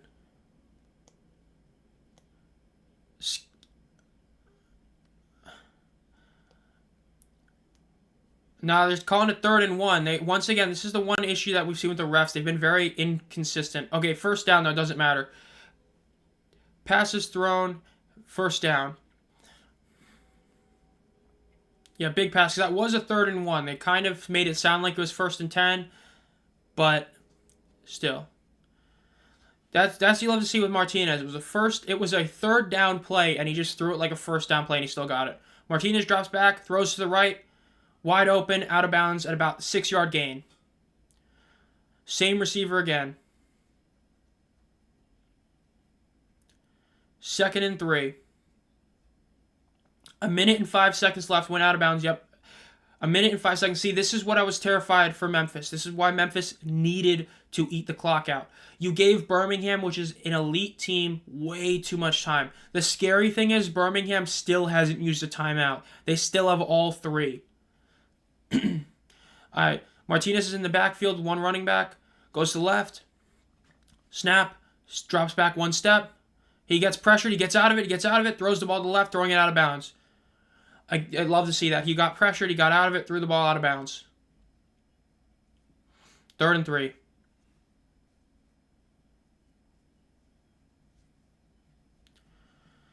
Announcers are talking about how great a play that was, because that really was. That shows, that's the NFL mentality, right? You're getting pressured. You got out of the pressure. A lot of guys, that was the one gripe I had with Troy Williams last year. When you get out of the pressure, you throw the ball away unless you know you can just run straight. He couldn't, so he threw the ball away. Didn't lose anything. Great play. All right, Martinez gets it by himself in the backfield. He throws it deep to the left. Deep shot to the left. A bit overthrown. A bit too slow. So yes. Wait a minute. Is this thing close? I see your back. Nope. Yes, it is 16-9. Birmingham is leading 16-9. Memphis has had 2 separate drives that have just completely annihilated the clock. They were able to win the time possession by 11 minutes in the first quarter. They had 11 minutes to Birmingham's 3.5 minutes in the first quarter. And because of that, they were able to completely stop the Birmingham offense. Birmingham did score a touchdown on their first drive in the second quarter, and they did score another drive. The first drive for the Stallions ended with a 3-and-out. Memphis had a great first drive that ended with a fumble, but Memphis did get a touchdown. They snap it. They fake the punt, did not get it. They are not the Michigan Panthers. There's a flag. There's a flag. That could be bad. Holding. Offense. Still 4th down. Yeah, they're calling offense, but for some reason they are calling it. I mean, they're accepting it. If I'm Memphis, I'd take that off. I mean, you get the ball at the 50-yard line if you decline it.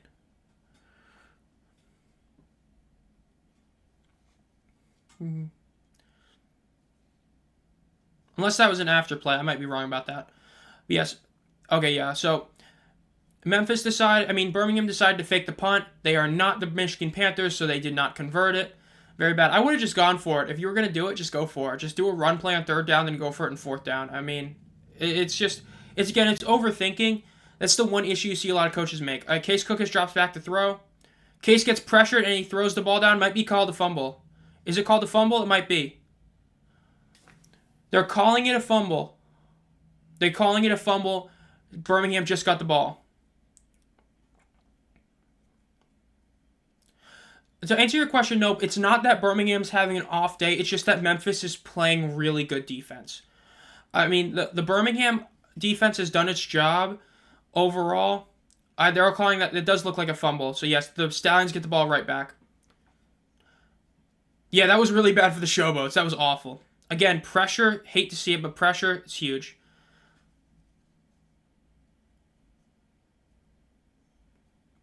Another sack to Cookis. A fumble. Birmingham gets the ball back. It's like that punt never happened. Yep, strip sack, fumble. Birmingham has the ball. Birmingham gets the ball at 1st and 10 at about the 40-yard line with 40 seconds left and 2 timeouts. No, because of the injury, they only have 2 timeouts. But still, they have 2 timeouts, 40 seconds. Martinez drops back to throw. Throws to the left. Caught. Benjamin Victor, that was a bad play. He still gained a few yards, but Victor should have taken the out of bounds instead of trying to go for the first down. Birmingham is forced to call a timeout. That was the first bad play by Victor all day. He should have went out of bounds. He had a shot. Instead, he stayed in bounds to gain 1 yard.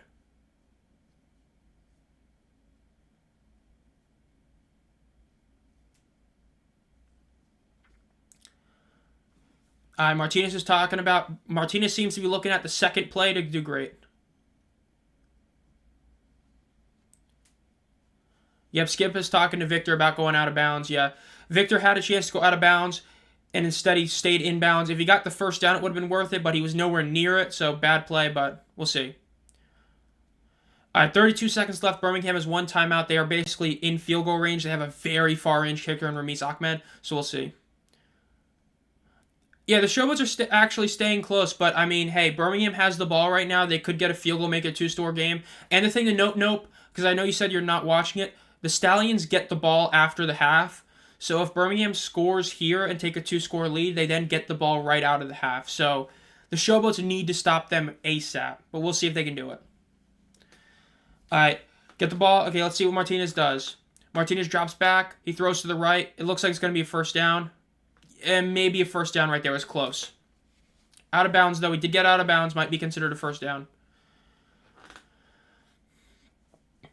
Yep, first down. 28 seconds left. From what it sounded like Martinez was talking to Skip Holtz about, it sounds like they might be doing a deep shot right now, but we'll see.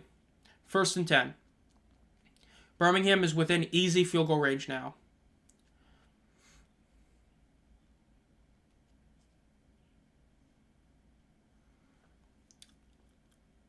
All right, Martinez gets the ball, drops back. He throws it deep. Yep, he was right. Touchdown.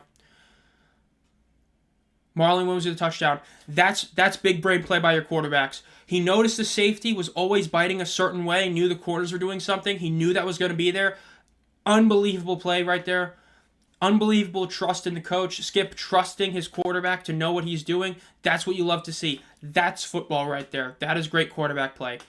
That is why Martinez is among the elite quarterbacks in the league. That is why Corral's up there. That's why they're great. 22-9, Birmingham over Memphis with 23 seconds left. Birmingham gets the ball at halftime. This is disastrous for Memphis. That fumble basically could have cost them the game.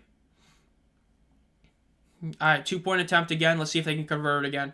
Birmingham is currently 2 of 2 on 2-point conversions on the day. Let's see if they make it 3 of 3.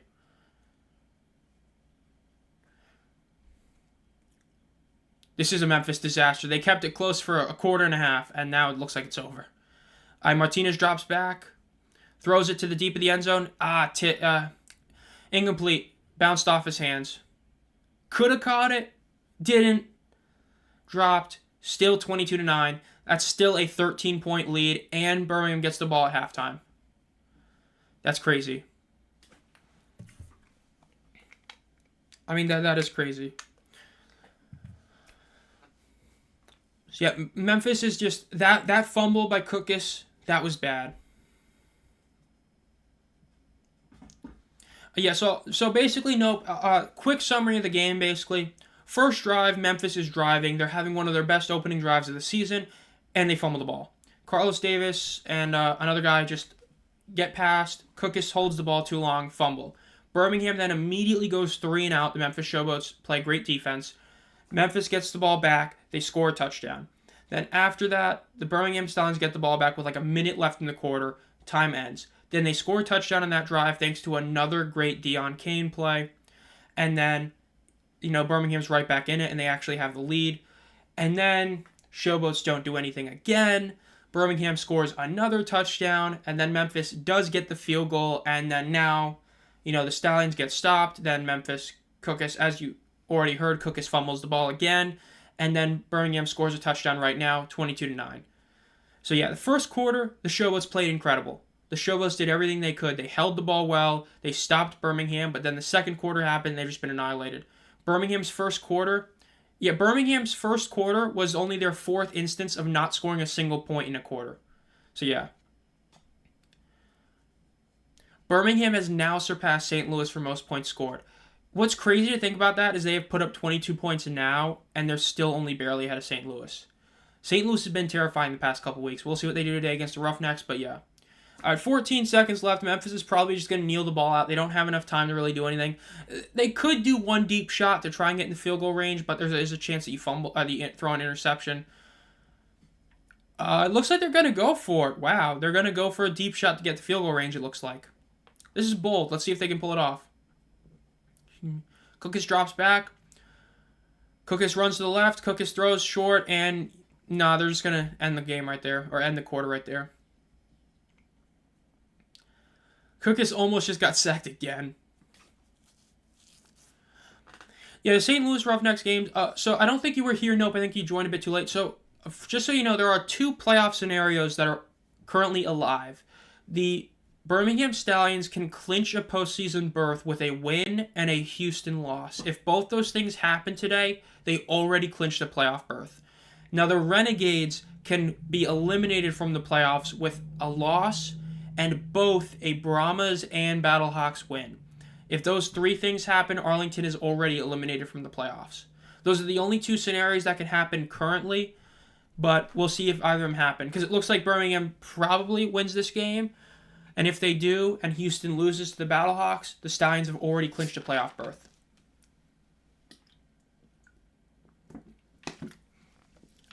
Yes, we're hearing about the $10 million going to the UFL, i.e. we are interviewing another Army guy. Gotta love these. Every single week, gotta have one.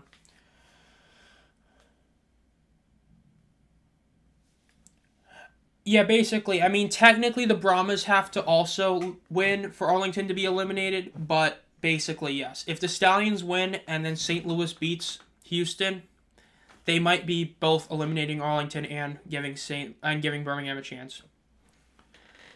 Because, yeah, Birmingham needs a win and a Houston loss. Arlington needs to lose and have both the Brahmas and Battlehawks win. Because at that point, the Renegades would be physically unable to get to 5 wins. So, yes. I talked about the folding teams earlier. I know you said you weren't going to be here in the early, but I was talking about it. The UFL News Hub article, I would take that with a massive grain of salt. UFL News Hub has been both accused and basically proven to use AI to write articles. And Mark Perry, while he was correct about some things, like the 8 teams in the league, he's been one of the least trustworthy of the big trustworthy guys. Not saying he's untrustworthy, just that his reporting is the least. And a lot of the stuff he said have not been said by any other guy. It hasn't been said by Pro Football Newsroom, hasn't been said by United Football Media, James Larson, Mike Mitchell, Andrew Miller. None of those guys have said it. So I would take that article with a huge grain of salt and everything. So, yeah, by the way, halftime 22-9. So I would take that with a huge grain of salt. I'm going to talk about it in a video I have coming out on Monday about why the UFL should not expand in 2025. That also talks about the government rumor. So I would not take a lot of solace in that article, by the way. Just because it's... If no one else is saying anything about it, if nobody else is talking about it, it's safe to say that it probably isn't the most true thing. Because, as most of you know, expansion videos do the best in terms of UFL content. And so if the government thing was, reported on more, you'd be assuming everybody would do that. I would even say the government stuff is a bit untrustworthy because, again, we've only heard rumors about that, and they weren't from guys like Mike Mitchell and James Larson. And the folding just doesn't make sense because he only mentioned Michigan and Memphis, despite the fact that Houston's numbers have been just as, if not worse, than either of them. And the fact that Michigan has increased their numbers from last year, from everything we know. So I think that all in all, most of that article is a bit untrustworthy, just because we haven't heard anybody else say any of that. Just because, he had one YouTuber say, I think that, there's forced expansion doesn't mean it's necessarily true. So yeah, attendance looks pretty bad for Memphis, though. I will say that. It looks pretty bad. We'll get the numbers officially. Let me see what Strange said. Hey, Zom, my son's T-ball team is the Mets. They didn't lose today. They didn't win either since they don't keep score, but they didn't lose. I wish the New York Mets would be like that. It's always just lose, lose, lose. I hate keeping up with the Mets because it's always like, I basically just keep up with how Pete Alonso's doing because I'm like, I know the Mets are probably going to lose. I mean, they're 16-16 right now, but like, they're going to break my heart again. I know it. No, the next Birmingham game is going to be the big one between the Birmingham Stallions and the St. Louis Battlehawks. That's the next one. That is next week. That's the big one right there. We are expecting really good numbers. Okay, is my thing just not doing good? quality.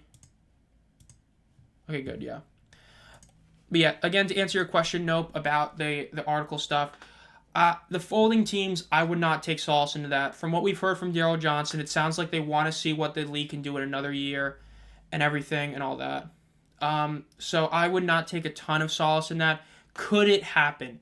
Yes, but as the saying goes, anything is possible. So I wouldn't take full solace in that. I wouldn't take full solace that it's a forced expansion.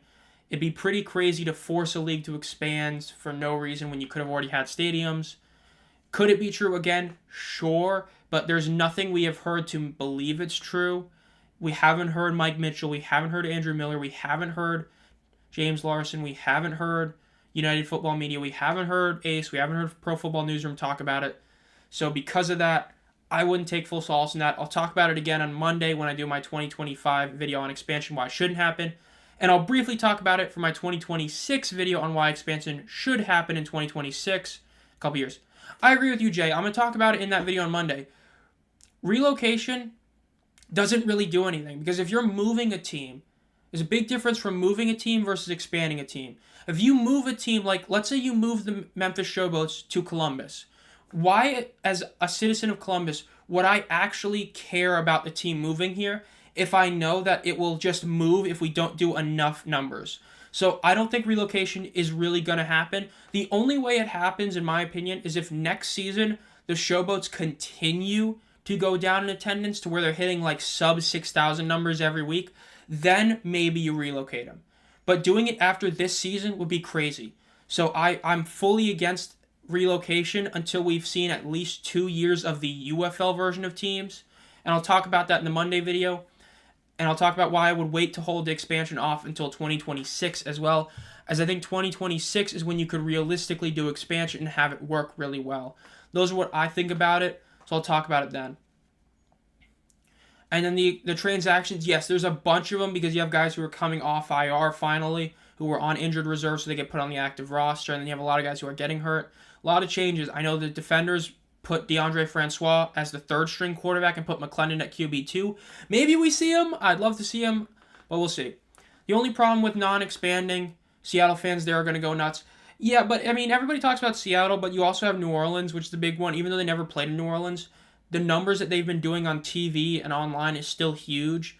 But as long as you got to be patient. Everybody, it's common, it's cliche, but you have to be patient.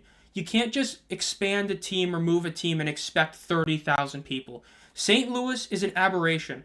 Even with like San Diego, the San Diego Fleet were not having 30,000 people a game when the AAF was around, right? So it's not just you put a team anywhere that doesn't have an NFL city, they're going to do great.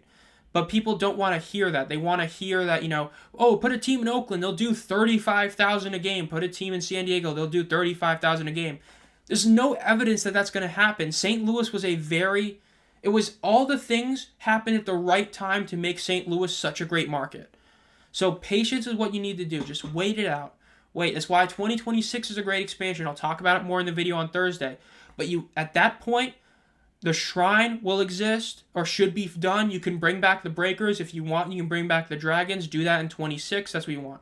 The Arena Football League, a disaster is an understatement. Apparently, up to 9 teams are folding from reports. One already has, but they're still supposedly going to play.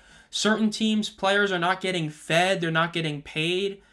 It's just the Arena Football League has been a disaster. That's why I stopped covering it, because ever since they made that 12-team announcement and they didn't even talk about some of the cities, it was terrible.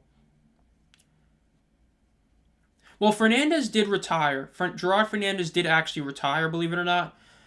But in terms of what they told players, I just know that they got paid a very small amount of money as quote-unquote severance kind of thing.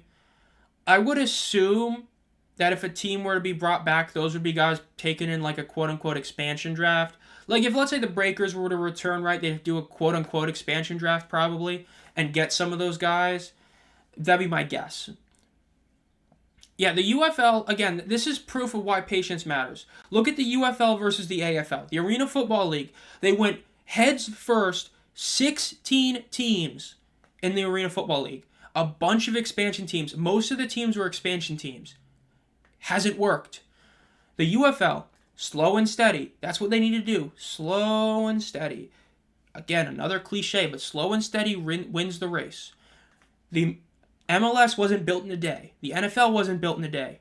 You got to take time. And people nowadays are so caught up in everything has to be done in a year. Not every game has to hit 1 million views. It'd be great if every single game on Fox hit 1 million, but they don't have to. If you're seeing growth from the previous year, what you're doing is succeeding. We talked about it in the video a couple days ago. The media numbers, like social media numbers, are through the roof. That's improvement. The attendance has been a disappointment. But again, you couldn't market locally because you spent the entire offseason focusing on the merger, that when the merger did happen, it was already too late to basically market. So the fact that a team like DC is actually doing better than what they were doing last year, all in all, that's really solid. I mean, even the past USFL, the original USFL had a ton of success until they kind of went overboard, right? You had teams spend too much money. You had teams go against the Dixon plan. And that's when things went south. When all the teams were spending too much money, you gave Trump too much power because every owner was basically broke, and then it all failed. If you take it slow, it'll work. Keep the teams in their market next year. Keep the same 8 teams. Fun fact for those of you who don't know. In terms of a major spring football league, we have never had 2 straight seasons of the exact same teams playing. The original USFL expanded by adding like 4 teams in year 2. The World League Football had played 1 year. The XFL played 1 year. The 2020 XFL played 1 year. The 2023 XFL played 1 year. The USFL that we just had moved the Memphis Showboats from Tampa Bay. So if the UFL plays the same 8 teams next season, that'll be the first time in spring football history. That is how you get growth. That is why you don't expand in 2025. Wait till 2026. Wait till you can bring back the breakers and potentially have another buyer for a team somewhere else. I'll talk about both those on Monday and Thursday. So I'll talk about it then. But yes, I think you don't expand until 2026. I think then you can expand and have it work. But I think you have to hold off for another year. Do not do it in 2025. Let there be some consistency. Let people understand it. And that's what you do. I mean, the Dragons are the really, like, again, with the TV numbers, and I got this from the Mike Mitchell interview, right? The numbers are doing well, despite the fact that the entire Northeast and the entire West Coast don't have a team. They have no team, and the numbers are doing as well as they're doing. Just think about that. Imagine if there were a West Coast team, or a couple of them, or some teams in like the Northeast, like in New Jersey, like in New York. The TV numbers would be doing even better if they had them. But we don't have them, right? We don't have things like that yet. And so the fact that the numbers are doing as good as they are despite that, that's a really good sign. It really is a good thing. I mean, that's all I can say. The numbers are great despite a lot of things. And so because of that, I mean, just hold off a year. You're seeing a lot of success this season. Just wait. That's all you got to do. Alright, so far we still don't have the official attendance number. I'm checking out, waiting to see, when our boy Mike Mitchell posted out. Again, after this game on Fox, you have the Battlehawks Roughnecks. There are 2 games tomorrow starting at 1 p.m., both on Fox. If you are new to the stream, make sure to like the stream. And if you're new here, subscribe to the channel. I do at least 4 UFL videos a week, though next week it's going to be 5 UFL videos, so yes. Yeah, I think the Dragons, I could see them return in 2026 if they do a 2026 expansion. But as I originally said, I would wait until you are established in this area. Because if you're established in this, little central south, U.S. and then expand, I think that's good. All right, Stallions get the ball back. Halftime is over. Get to the 40, the 45, the 50, the 55. Okay. Birmingham makes it to the opposing 42-yard line, but there is a flag on the field. Let's see what it is.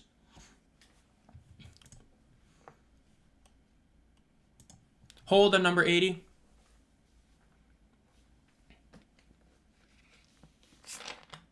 Holding receiving team. Oh, another player is down. Dude, there's been a lot of injuries today. This is not looking good. The Showboats, another player down for them.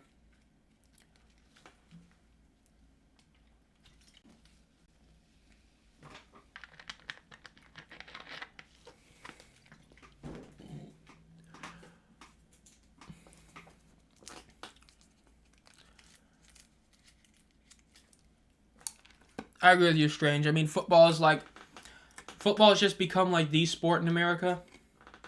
I mean, if you can, so that's why spring football can work. It can work. You just need to be patient with it. And sadly, a lot of people don't want to be patient with it, and that's where you see a lot of these issues and a lot of people wanting to expand quickly. You just have to wait. I mean, the MLS took a while to take off. So, I mean, as long as the UFL continues to be safe, I mean, again, people don't like it, but they're still doing the hub method with all the teams practicing in, like, Arlington, right? Arlington and a couple other cities. So, there's a lot of things, there's a lot of reasons to why attendance is bad. There's a lot of reasons to why TV ratings aren't as good as they could be. But the fact that the league is doing as good as it is in a lot of areas is a big deal. The UFL beating games in the NHL, like Michael says, it has been happening. That's huge. The teams that do have good attendance is huge. So just wait it out. Take it slow. Play another year with these 8 teams. Do something we haven't seen in spring football before. Have the same 8 teams playing in the same cities. And then, then in 2026, then think about re-adding a couple teams or adding an expansion team. Maybe you bring back the Breakers and add a team in Columbus. We don't know. We'll see. I think that's the best way to do it. Again, I'll talk about all of that in the 2 videos I have coming up next week that are not the normal 3. Monday, 2025 shouldn't, and 2026 should.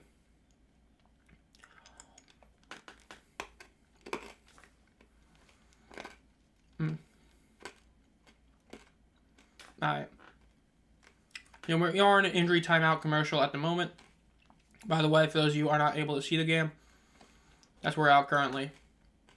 So again, while we're here, remember, if you're new here, make sure to like the stream and subscribe to the channel. I do at least 4 videos a week and 1 short about the Fox Super 6 picks. If you've been a fan of the channel for a while and think about supporting it, you can join Strange as a channel member to get a bunch of perks, including exclusive team emojis and all that. I believe the next emoji I'll probably add whenever I get a second member. I don't know, what team should I add? Because YouTube makes a really stupid thing. You have to have a certain amount of members to have a certain emoji. What should be the next team I add? The Renegades, the Defenders. That'd be a good one. I think probably DC. Yeah, I think DC will probably be the next one I add. Maybe Memphis, but probably DC. That'd be a good one to add next, DC. I think that would probably be the best one. I know there's a few DC fans here. I know there's a few, yeah. I mean, I know there's a decent amount of Memphis fans, but DC just has a huge following as well. And I know a lot of people here are DC fans, like I've seen in comments. But I knew Brahmas had like a ton. Battlehawks did too. So, I mean, the first 4 were pretty obvious. This is not looking good. McCullough is really walking slow. That is not what you want to see when you get right back into the game. He is walking, but he's holding his chest, or holding his stomach. He looks like he's in a lot of pain. I hope it's nothing serious. All right, 1st and 10 for Birmingham. In general, for now. Yeah, until the Breakers or the Dragons come back. At 1st and 10, Martinez is still in the game. Love to see it. With the penalty and everything, they're going to get the ball at about the 25-yard line. So instead of getting it past the 50, they're going to get the 5-yard line. Hand the ball off. Great stop on 1st down by the Memphis Showboats defense. They get no gain right there.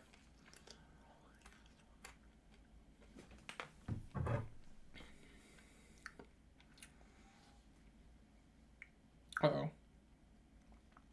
Misinput. It was misinput. Alright. Yes, Memphis is at a very, very scary possession right now. The event has finished. That is not what I put on. I did not put on the PGA Tour. Technical difficulties. The ESPN Plus is trying to bully me right now. Yes, Memphis is at a very precarious situation. If the Birmingham Stallions score basically at all, it's going to be very bad. It's going to be 3rd and 10 now. 3rd and 10 now for the Stallions. Not good.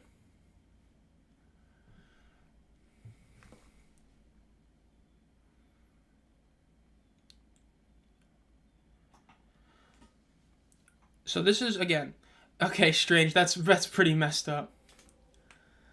I mean, it's true. Like, the Renegades have been pretty bad. The Roughnecks have been awful. The Showboats have been pretty bad, too. Alright, 3rd and 10. Martinez drops back to pass.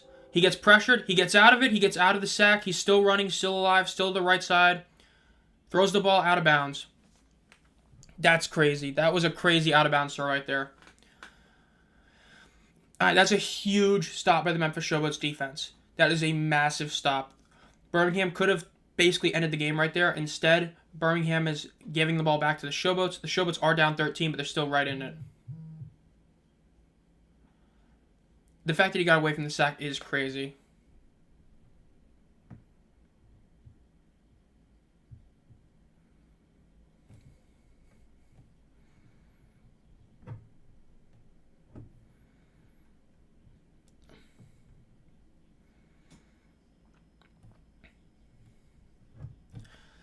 Let's say 3 and out. Let's see what happens with the punt return. Elder gets the 40, the 45. Pretty big return. No flag. That's good. And the Showboats need to score here. If they get a field goal is good enough. I mean, that puts you at 22-12. That's still a 2-score game, but that is something. But yes, I could argue that missed sack is Memphis. I could argue that missed sack is Memphis's season summarized. I mean, kinda, yeah. All the hype, all the talent, but no execution. Fair. I could agree with that. Let's see. Memphis 1st and 10. Case drops back to throw. Throws to the left side. Incomplete. Our time for 2nd and 10. Memphis needs to score here. Again, a touchdown is what they need. A field goal. I mean, the field goal puts it at a 10-point game. It's still a 2-score game, but it is something. But let's see. Memphis needs to do at least anything right now. I mean, they need anything. Yeah, the Birmingham defense is so good. Memphis needs an O-line. They really do. I mean, I get they keep trying to blame Cookus for holding onto the ball, but at the same time, dude, I mean, if you're getting pressured with every 2 seconds, I mean, it's only so fast you can throw the ball out. Case drops back. Case throws to the right. Gets out of bounds at about the 49-yard line. It's going to be about a 6-yard gain.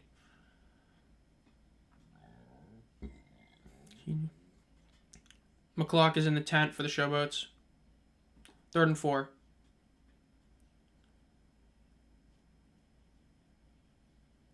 All right, let's see what happens here. 3rd and 4 now for the Showboats. All right, Case is in the backfield with Victor with him again. Been lining up with this same formation, at least in the backfield formation, basically the whole game. Just Victor and Case in the backfield. Case drops back, and he's going to run. He gets away from pressure, and he throws the ball again. He was a bit too late on the throw. That's 4th down. They're going to have to punt the ball here probably. He got hit while he was about to throw, so yeah. I mean, hate to see it.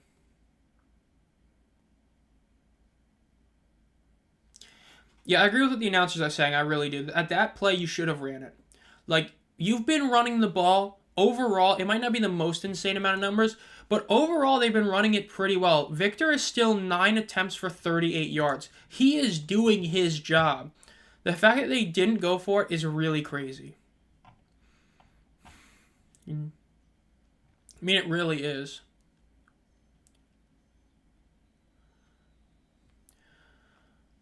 Oh, by the way, Skipper did win the halftime race between Stanley and Skipper. They did have that. I'll play that real quick because I know a lot of you guys are like massive. I know this is what a lot of you guys actually wanted to see, so I'll play that for you guys in a second. Let me just pull this up. Okay, not that play. That is the earlier play, but So here was what a lot of people really wanted to see from today's game. So here is the halftime race. Let's see what happens here. See, this is the race everybody was talking about. Skipper gets the W. This is probably the only W this Showboats will ever get against the Stallions this year. But we'll take it. I mean, if you're a Showboats fan, you'll take that. I mean, it's a W. It's the best you're probably going to see this year, but I mean, hey, at least you beat the Stallions at something. All right, now let's see. Has the attendance numbers come out yet? For those who are interested in it. I don't think they have yet. I'm not seeing them, so no, it does not look like it. Speak of the devil, I see a Mike Mitchell tweet. Oh my god, that's bad. Oh, yeah, this has overtaken, give me a second. I'm going to look at this real quick. I just want to I want to see this before I make this what I'm about to say. Again, I still stand by it. You have to give them another full season before you think about relocation. But oh my God, these were horrid numbers this week. The Memphis Showboats attendance is lower than any game the Vegas Vipers had last year. The attendance number is 5,609. That is worse than any game in the UFL season or XFL season last year.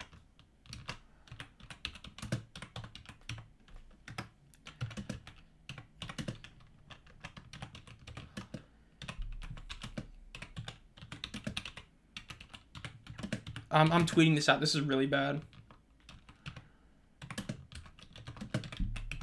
I mean, it looked really bad, but, like, this is bad. Worse than any UFL game this season or any XFL game last year. That's bad. I mean, oh my God. Like, again, I still think you have to give them one more year. They've been really bad. But 5,600 is... Yikes. Yeah, dude, it just... Dude, Memphis got the win with Skipper against Stanley. That's, like, the only W they're getting. That's bad. I mean, again, part of that is the team is so bad. I mean, they've just been... I still stand by they're the worst team in the league. I still stand by it. I think that they are the worst team in the league, so yeah. Just not good. Nah, you gotta give them one more year. The team has been really awful to watch. Like, they've just been awful to watch. I mean, they've been getting blown out in, like, every game the past few weeks. They had no marketing. Give them one more year to see if they can get better than last year. But, I mean, this is just... That's bad. Like, people have been overreacting to a lot of the attendance numbers. That one is really bad. I mean, when you're worse than the Vipers... Yeah, they have a bad season. They look bad. They're not fun to watch. It's just, yikes. Martinez gets a throw incomplete, just incomplete, 2nd and 10. Yeah, hopefully the Battlehawks rebound. Last week they had their lowest, like, total, but it was still, 30,000. But hopefully this week they rebound, hit that, like, 34,000 mark would be really nice. And then hopefully the Panthers show up, because, I mean, the Panthers had the, draft day stuff with the NFL and Detroit. They were able to get a 10 out there, so hopefully the Michigan Panthers attendance is good. The DC is always solid. We'll see what happens with them being a losing team. With them losing last week, maybe we see even more people show up. We'll see. But at the moment, yeah. Michigan has a shot to go up. They had a lot of draft day success. We'll see. Adrian Martinez drops back. He fakes the throw. He does throw. He gets it off. 1st down. Jay Sternberger with a grown man catch. Just beat his man. Caught the ball. 1st down.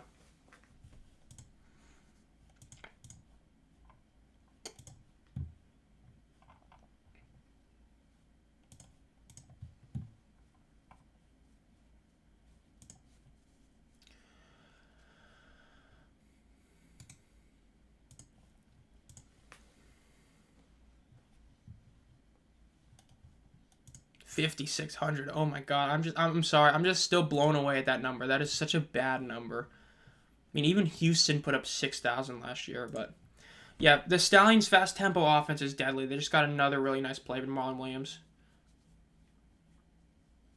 Okay, they're calling it a 9-yard play. Still 2nd and 1, really solid right there.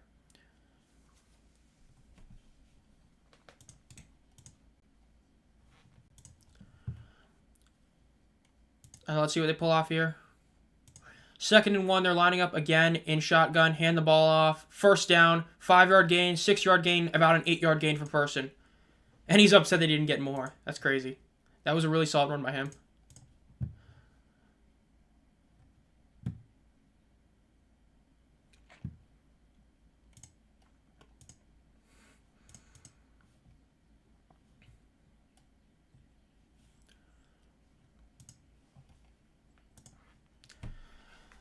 The Stallions versus Battlehawks game should be really good. The next 2 home games are not so sure. Yeah, the Stallions Battlehawks game, when you have AJ McCarron returning, the 2 best teams going head-to-head, especially because now the Stallions are looking like they're going to go undefeated. Martinez runs the ball. He's showing off his legs. 1st down, about a 14-yard gain. That's the Martinez we love seeing. Great play.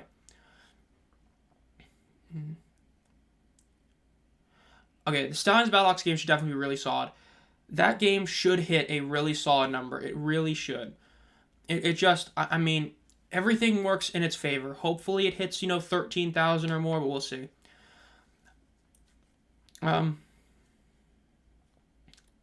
Memphis being this bad, horrible attendance, and fans who aren't really there, they're making it really hard for the. I mean, yes, but they still, Houston is still dropping in attendance. They're still a losing team, Memphis. First play is about a 2-yard gain. It's just give them one more year. Maybe next year not this bad. You have to give them 2 years to see, right? You can't just judge it on 1 year. Because, yes, I know the USFL numbers are the USFL numbers, right? The Panthers and all that. But this is still the first year of the UFL Showboats, just like it's the first year of the UFL version of the Battlehawks and all that. Give them 1 more year. If they fail again, then think about relocation. But give them 1 more year. All right, 2nd and 8 for the Birmingham Stallions. This is the put-away drive, pretty much. A touchdown here makes it a very, very tough game for Showboats to come back from. Martinez drops back. Martinez throws in the middle of the field. Incomplete. Dropped pass. 2nd and 8. Or now 3rd and 8, my apologies. 3rd and 8.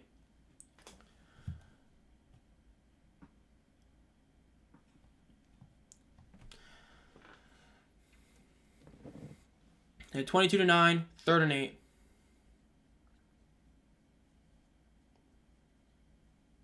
All right, let's see what happens with Martinez. This is a big play right here.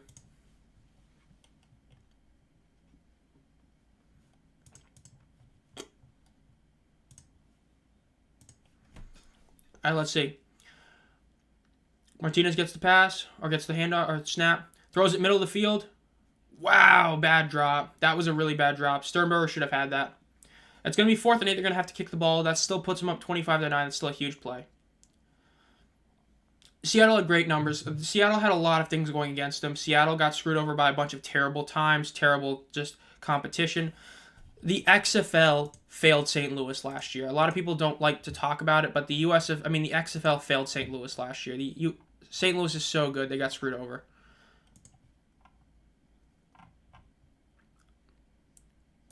So, yeah, that's basically what it is now. In terms of the USFL teams, the USFL teams, kick is up, kick is dead in the middle.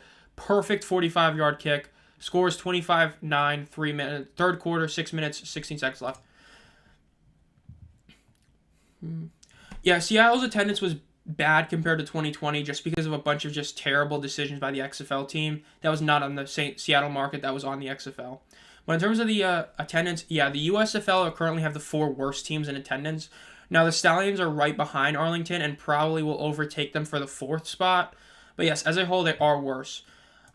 A big issue with that was the hubs really did hurt them a lot last year and the year before that. But technically speaking, the Panthers' attendance is still up from the year prior. The Stallions has basically looked the same every year. But yes, the USFL teams need to get heavy marketing next year. They really do need a lot of marketing. Hopefully it all goes good for them, but we'll see. Again, they need to have those numbers improved because the USFL teams minus the Stallions have been massive failures. Because the Stallions have always been kind of disappointing. But again, that game against St. Louis should be a massive draw. We'll see. All right, 25-9. This is a 16-point game. Technically, this is still a 2-score game. Memphis is still in it, but they are in that near must-score kind of position. They need a touchdown. We'll see if they get it.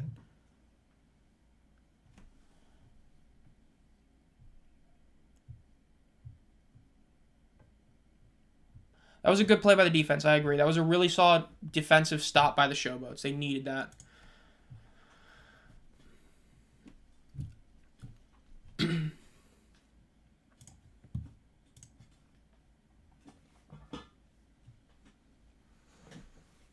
It'd be funny as...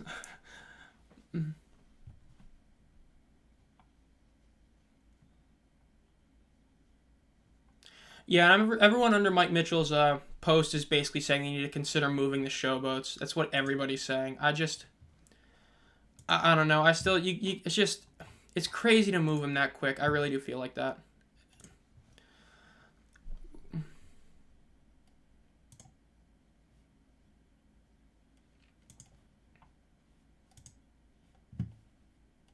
But, yeah. I think St. Louis got screwed too. I'm very much in... The reason I love the way the format is for the postseason is because when you have the top 2 teams of each conference or division make the playoffs, you make the divisional games mean more, and they're supposed to. If only the top team makes it in a league with 8 teams, you make it not really matter that much. The fact is, St. Louis had the chance to make it. They played against the Dragons. They didn't lose, they got destroyed. They got pwned by the Dragons in that Week 9 game. If the Battlehawks win that game, they make the playoffs. The fact is, they went into the game that mattered and lost. They lost both games against DC. Both those games mattered. They lost both of them. I know people hate it, but St. Louis did not deserve to make the playoffs last year. Arlington did their job. They won the games that mattered. They may have been a 4-6 team, but they did their job to make the playoffs. The Battlehawks did not do their job. The Battlehawks lost the game that mattered in Week 9.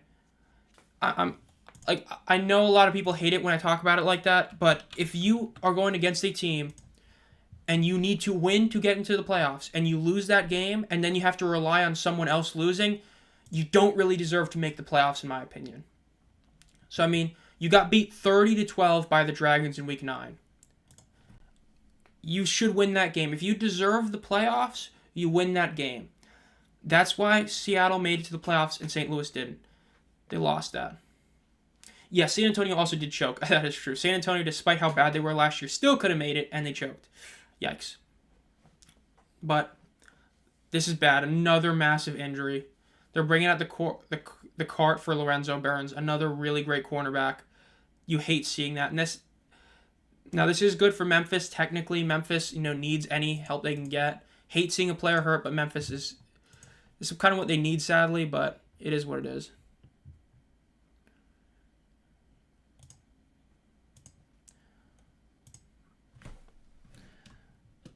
Okay, I did not mean to press bait. Give them another year in Memphis with hopefully a better team. I did not mean to click that, but yes, okay. Wow, I spelled another wrong, bro. Massive L, dude. Minor spelling mistake? Uh-oh.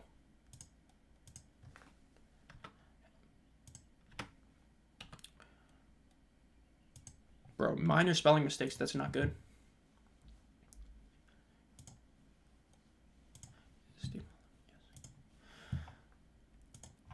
I'm glad I'm seeing other people online talk about why they shouldn't relocate him yet, but yeah. But yeah, I mean, just like with St. Louis, the fans are great and all that, but it's just that, it's just like people who were Memphis fans last year or Houston fans last year. It was the same thing. They were complaining that the Maulers and the Panthers made it to the playoffs despite being 4-6. But at the end of the day, the Maulers and Panthers had to win in Week 10. They were in win-in games. They got the job done. The Maulers beat the Generals. The Panthers beat the Stars. They did what they were supposed to. If you do what you're supposed to in your divisional matchups, it's how you make the playoffs. The cart is out for Burns. This is not what you love to see. This is bad. You hate seeing a cart. That almost always means season-ending injury, and that's terrible. I'm trying to see in the replay. It looks like... Can't see it on there. I couldn't see it there. That's not good. You hate seeing that for a player.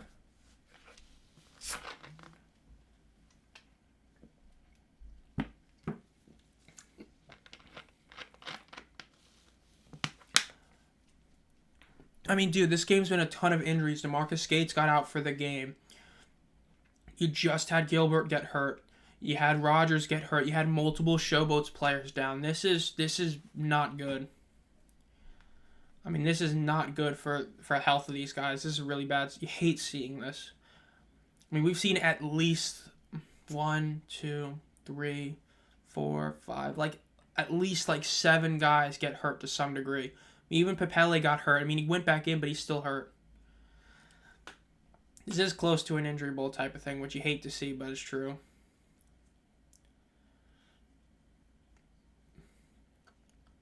When you see the opposing team kneeling and the card out, you know it's bad. And this is, you're gonna hate hearing this, but what really sucks is there's a legit shot that Burns might get cut because of this. I mean, the Stallions just cut Colby Wadman because he got hurt and they released him. I hope they just put Burns in IR, but we'll see. This is not good.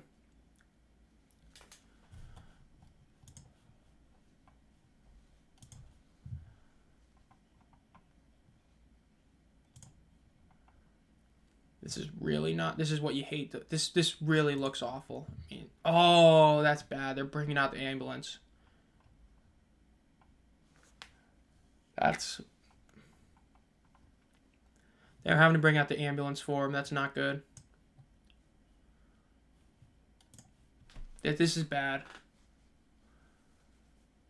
Bringing out the stretcher now. This is not what you want to see ever.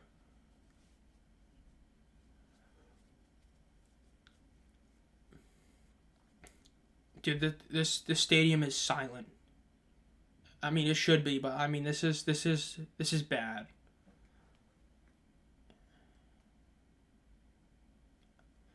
I mean, all we can do is hope and pray that this is just one of those like really bad when it happens injuries, but we hear like in a few hours he's doing okay. Because I mean, you hate seeing the cart, but when you see the ambulance come out, that's just terrible.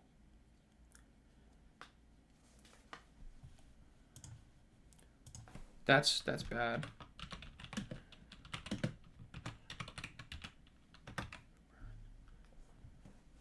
That's bad.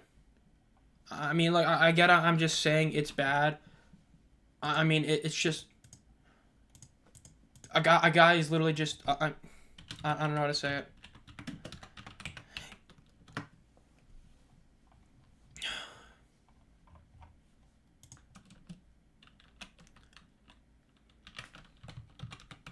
I mean, again, it's just all you can do is hope that it's one of those things that it's because we have seen it before where it's like it's a massive injury or something, but they're able to it's once they get to the hospital everything gets checked out. That's true. When you see multiple commercial breaks, that means it's bad. So for those of you who aren't able to watch the game, Lorenzo Burns got down on the field with an injury. Looked to be just an injury. Then the cart comes out. Then you see a bunch of players on both teams kneeling, and then the ambulance just came out, and they have put out the stretcher, and he's clearly going to be put on it. And from what we're seeing, it's pretty hard to tell what even happened, and that's what's really bad. It's not like he got a shot to the leg. No, it's when you can't tell for sure what it is on a replay, that's scary. Hopefully, we get some news soon when he gets into the hospital, but he's on the stretcher. He's being moved into the ambulance. He is moving his hands. It looks like it might be a neck injury. It looks like it might be, which is one of the worst types. Let's see.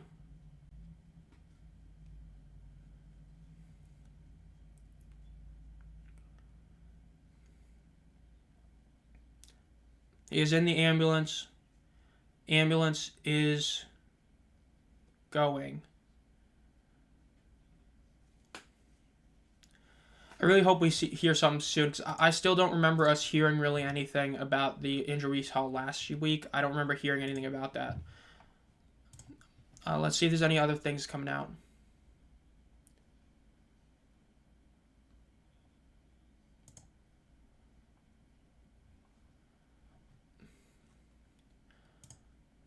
I'm not hearing anything else about what it potentially could be, just a bunch of similar things that, nobody seems to know what it is, which is just awful.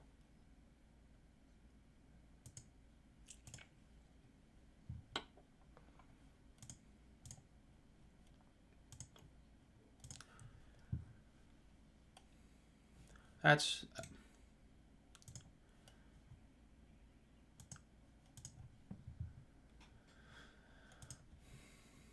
first down, Memphis.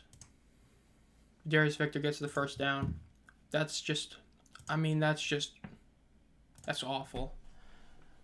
I mean, hopefully we get some sort of news, during the next game about what's going on, because that is, you hate seeing something like that. Oh, first down run for 1 yard. My apologies. That's awful to see. Hopefully we find out some stuff soon. They need to keep us updated with what's going on. Cookus hands the ball off to Victor again. Victor gets about 3 yards on the carry. Gonna be about 3rd and 6.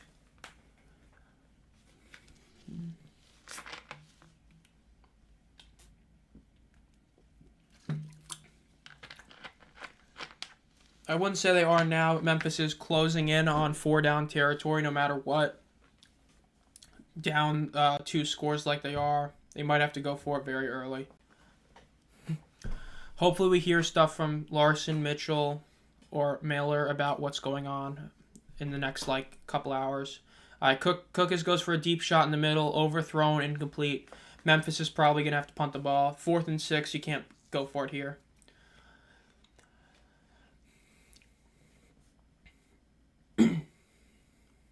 Yeah, they are going to punt it.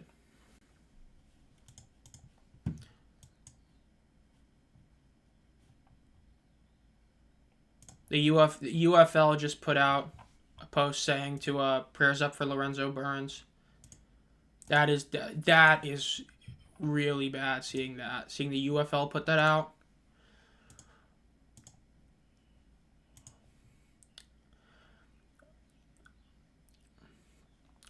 Stallions let the ball bounce. It gets down at about the 7-yard line, 6-yard line.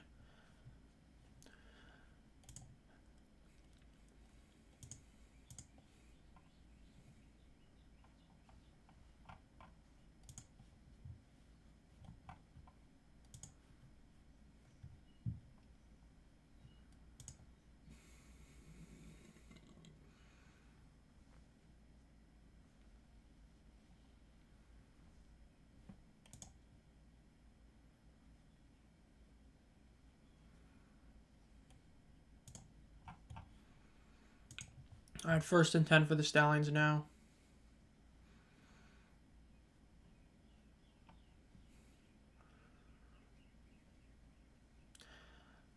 First down is a rush play for Maribel, who gets to about the 11-yard line. That's going to be about a 6-yard gain.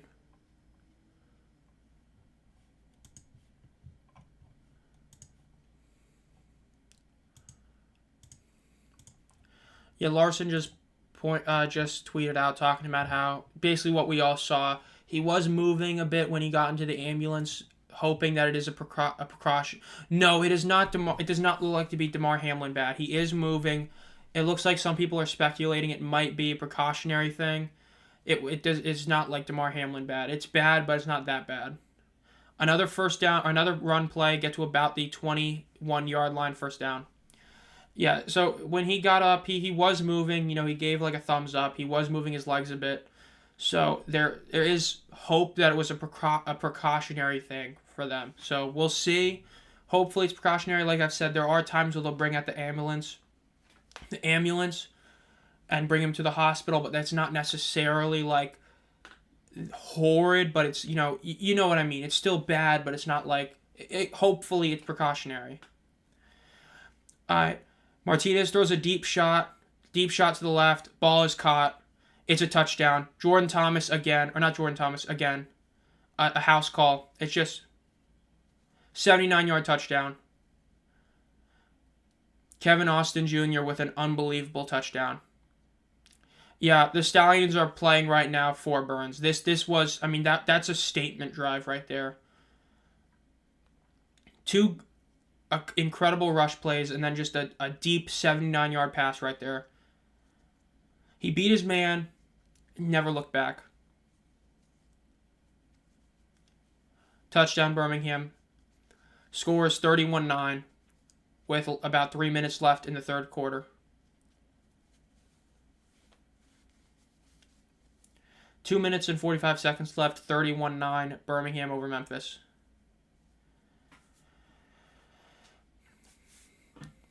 They're going for 2 again.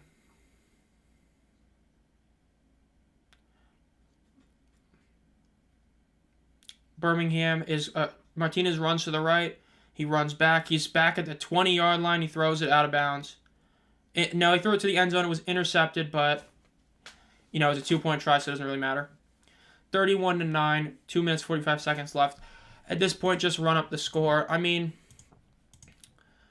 I don't know if... I mean, some of you guys are just, XFL fans, so I don't think you've seen this screenshot. I'll try and pull it up because it is for the if you're a USFL fan, you already know exactly what image I'm pulling up in regards to the Showboats. But nope, I know you're an XFL guy, so I know you haven't seen this image, so you're gonna love it. Let me just pull it up. I mean, it'll be something to kind of help us with what's going on right now, because this is a classic image. Showboats versus Stallions. I gotta hopefully find it. I don't know where exactly it is.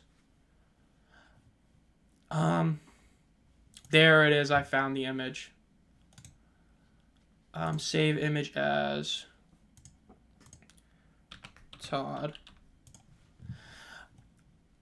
I pull that out. Don't you dare. I'm sorry, G-Man. Dude, G-Man knows this. G-Man, I'm sorry. I have to. Some of these guys are XFL fans, and they're talking about this being terrible. I'm sorry. I have to. I have to do it. He knows what I'm pulling up. He knows what I'm pulling up. Oh, it didn't fit. Hold up. It didn't fit. I gotta lower this. I'm sorry. I'm pulling it up. You watched a bit. No, you're not ready for what this is. You're not ready for this image, bro. This is a classic image. Yeah, you're talking about running up the score. That image right there. That is the most iconic image last year, the USFL. No, Memphis Showboats fan. G-Man, do you miss him? I doubt it. That is the classic image from last year. 42-2 with a minute and 51 seconds. Dude, I'm sorry, G-Man, but I had to, dude. Some of these people have not seen it. It's such a classic. It's a classic image, dude. Whenever the Showboats are playing bad, you always know that image is going to show up. Just somebody's going to post that on Twitter. Somebody's going to post it up there with this. That is such a classic one. Yeah, dude, Todd Haley was abysmal. I mean, dude, he was so bad last year. Kokis throws a pass to the left side. It's about a 5-yard gain. You get to about the 45. Never been a final score in an NFL game. True. I mean, hey, Memphis got the safety. That safety saved them from getting shut out. That would have been really embarrassing. That was crazy. And the worst part is that wasn't the only game Memphis had like that. Nope. The one thing you missed with not watching the USFL was the Showboats. They were looked dead in the water, and then they just got on this immaculate win streak. And then they got blown out by both the Breakers and the Stallions. And the Stallions one was really bad, and that's why they missed the playoffs. T-Will is in. He gets to the left. He gets a first down.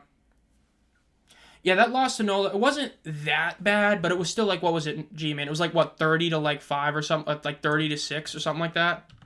It was still pretty bad. It wasn't that bad, but it was still pretty bad.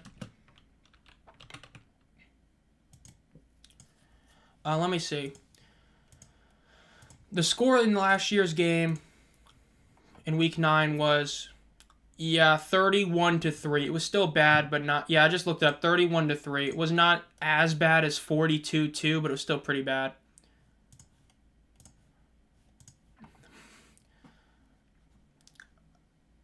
Williams fakes the pass. He's running to the left. He throws it, and it's out of bounds.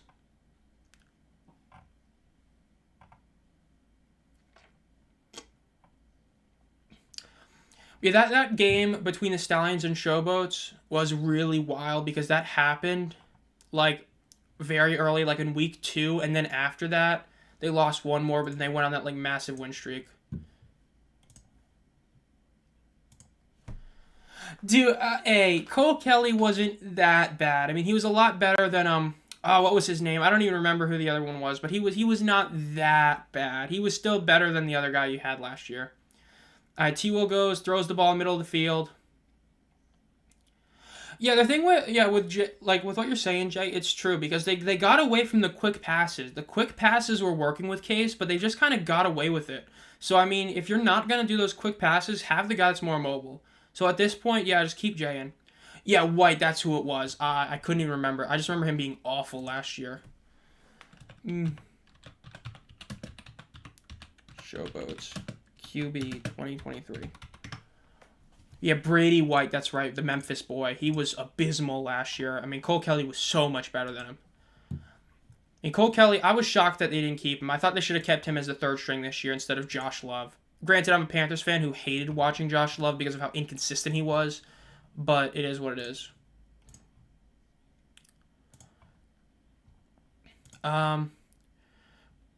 Martinez has over 300 yards in the game, by the way, making him one of the few quarterbacks to have a 300-yard game naturally. And I think this is actually his second one, so he is going incredible.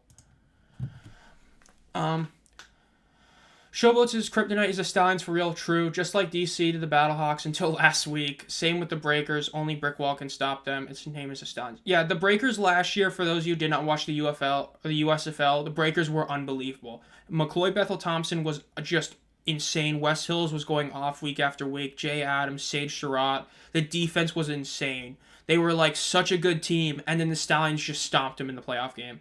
I mean, it wasn't even close. The Stallions just obliterated them. I mean, that Breakers team was so good, and they just got stomped. Dude, MBT was fun to watch. He was so much fun to watch.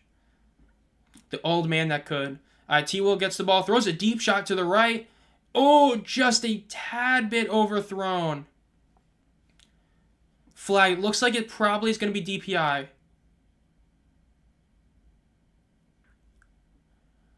Let's see. Yep, pass interference on the defense. 15-yard penalty, automatic first down. What's the theme if the Stallions... Dude, I have no idea. That would just be this... That'd be the Battlehawks being crazy. That would be insane. That'd be the game... I don't even know if there's a theme. That'd just be the oh my god type of thing.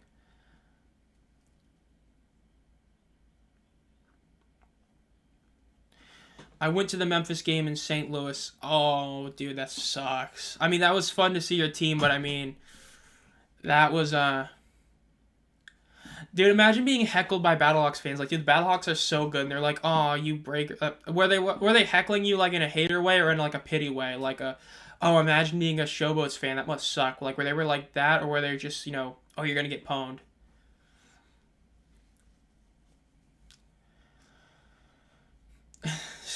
Dude, the Stallions just beat the Breakers, dude. I mean, for all the hype that rivalry had, it's like that one meme where it's like, is it really a rivalry if they just keep kicking our ass? Like that meme. I don't remember who said that. It was one NBA player, but it's like that. I mean, the Stallions just kept beating them.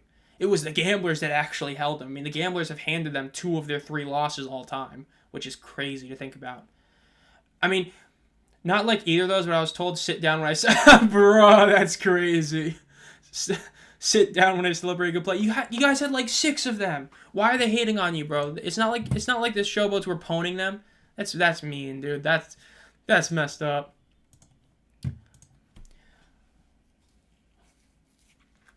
I don't know. I would say, in all honesty, I think what would be best for the league is if the championship game were to be the undefeated Stallions going against the Battlehawks, who are like with only 2 losses. I think that would be a very massive draw, because then you have the big thing about the Stallions going for the undefeated season. So I actually think that it would be best if the Stallions are undefeated heading into the championship game, because that would be the most like just crazy one all time. Stallions versus Showboats, Packers versus Bears, bro. That's true. I mean, they even beat the Bandits 2 times in a row back when, the Showboats were the Bandits. But I think that the Stallions being undefeated would be the best. Because, I mean, dude, imagine going to the title game with the chance to be undefeated and get the 3-peat. Dude, that'd be massive. It was like Mike Mitchell was saying. I mean, you haven't had a 3-peat in any sort of pro football league since, like, I think the 80s or 90s with the CFL, and the NFL hasn't had one since the Packers did it in, like, the Super Bowl pre-era. So, yeah. Look, some people were crazy to see me put the Showboats as the worst team in the league in the power rankings, but Jay's pointing out exactly what I was talking about. This is their 4th consecutive game getting hammered. Not, like, beat closely, getting hammered. I mean, dude, the Showboats have looked abysmal. I mean, the Showboats are the worst team in the league at this point. At least the Renegades keep games close. They may be, like, winless, but at least they're keeping games close. Memphis just gets annihilated every week now. Well, no, technically, the Packers are a 3-peat champion. It's just when they won their first championship in the 3-peat was the year prior to the Super Bowl. Then they won the next 2 Super Bowls. So technically, the Packers are considered a 3-peat champion in the NFL. It's just that, their first one came before the Super Bowl. So technically, they're a 3-straight champion. The league needs away fans and a dynastic run to it. Yeah, getting some sort of dynastic run thing would be huge. I mean, a potential 3-peat, a potential undefeated season would be crazy. For those of you who are new to the stream, make sure to like the stream, subscribe to the channel if you haven't already, as I upload at least 4 videos a week. And for those of you who weren't here earlier, I am doing 2 videos about expansion this next week, why the league should not expand in 2025, which is mainly due to that article that came out by UFL News Hub. And then on Thursday, I'm doing one why the UFL should expand in 2026. So yeah, any of you guys have any thoughts about either of those takes? Let me know. Let's see, T-Will. I'm going to answer that comment in a second. Let's see. T-Will drops back to pass. Throws the ball deep. A bit overshot. Pretty clear that condensing 8 teams just created 2 good teams and 6 mediocre teams. Hate to say it, but the season's been pretty dull. I would say more of a line: 2 great teams, 2 good teams, and 4 bad teams. Well, DC is but like, the fact is Michigan and San Antonio are both clearly better than the bottom 4 teams, in my opinion. It's just that they're clearly not as good as the top 2 teams. The issue is, like, the Battlehawks didn't lose guys to the NFL. The Defenders lost Lucky Jackson. They lost Abram Smith. Granted, he was an injury, but they lost Lucky Jackson. The Battlehawks didn't lose anybody. And you got to also remember, the Renegades wasted the first overall pick on a backup quarterback.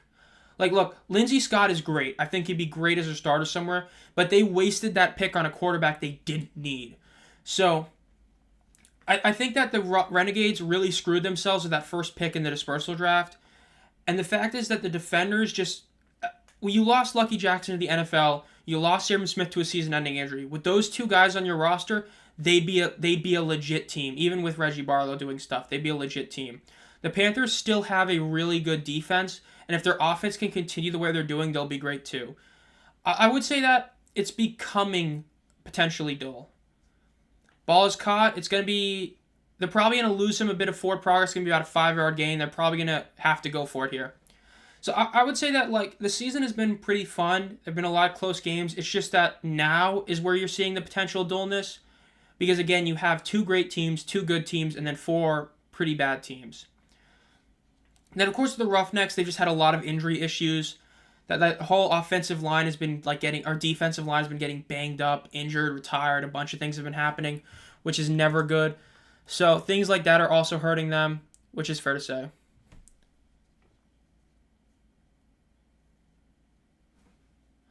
Well, I mean, to be fair, the kick is up, kick is good. Yep, kick is good. It's going to be 31-12. Well, I mean, the Roughnecks, everybody got to remember, is the Roughnecks were the Gamblers last year. And the Gamblers last year were a solid team. But they benefited a lot from having Mark Thompson go off for the final 8 games of the season. They had a bunch of Kenji Bahar was a really solid quarterback. He wasn't great, but the Gamblers last year were actually pretty solid. But heading into this season, it's just... Some things just didn't click right. Mark Thompson got hurt for way too long. Their quarterback play has taken a massive step back overall.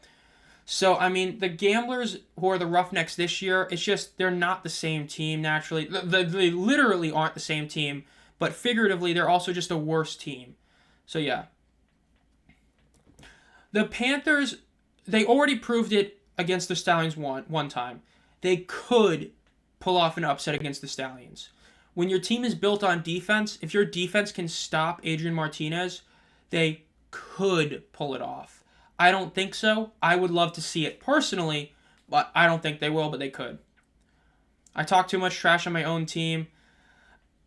I mean, dude, I'm a Carolina Panthers fan. You think I'm talking good about my team? Dude, all I do is talk trash about why they didn't draft CJ Stroud, because I was one of the few guys who wanted Stroud over Bryce, but is what it is.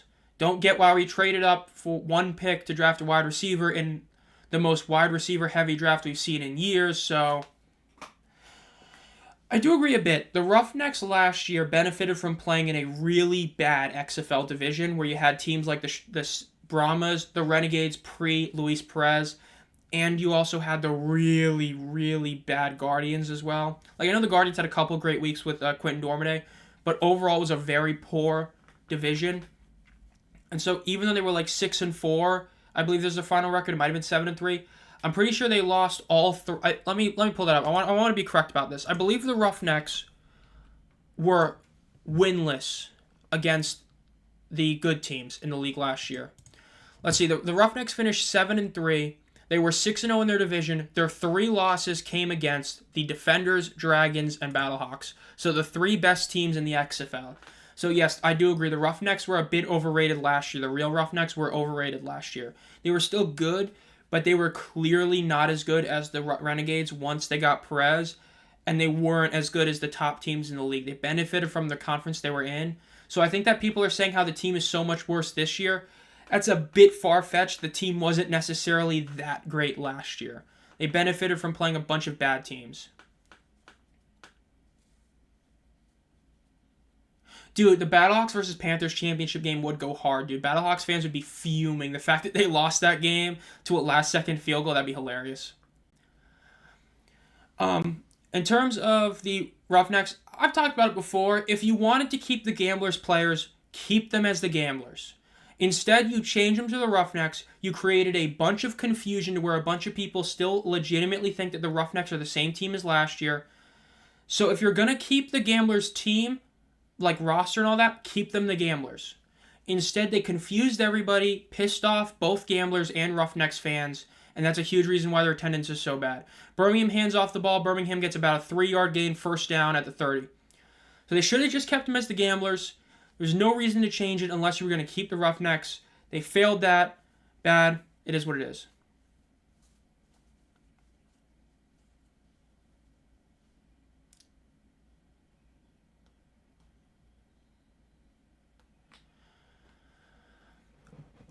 If they win the Stallions game, they would be fuming because they would be going... Dude, yeah, there's a couple massive things, dude. The Panthers versus the Battlehawks or the Stallions versus Battlehawks could both be really crazy championship games for the Battlehawks fans. But, I mean, hey, the Battlehawks have to make it to the championship game. I mean, granted, I think they're a better team than San Antonio.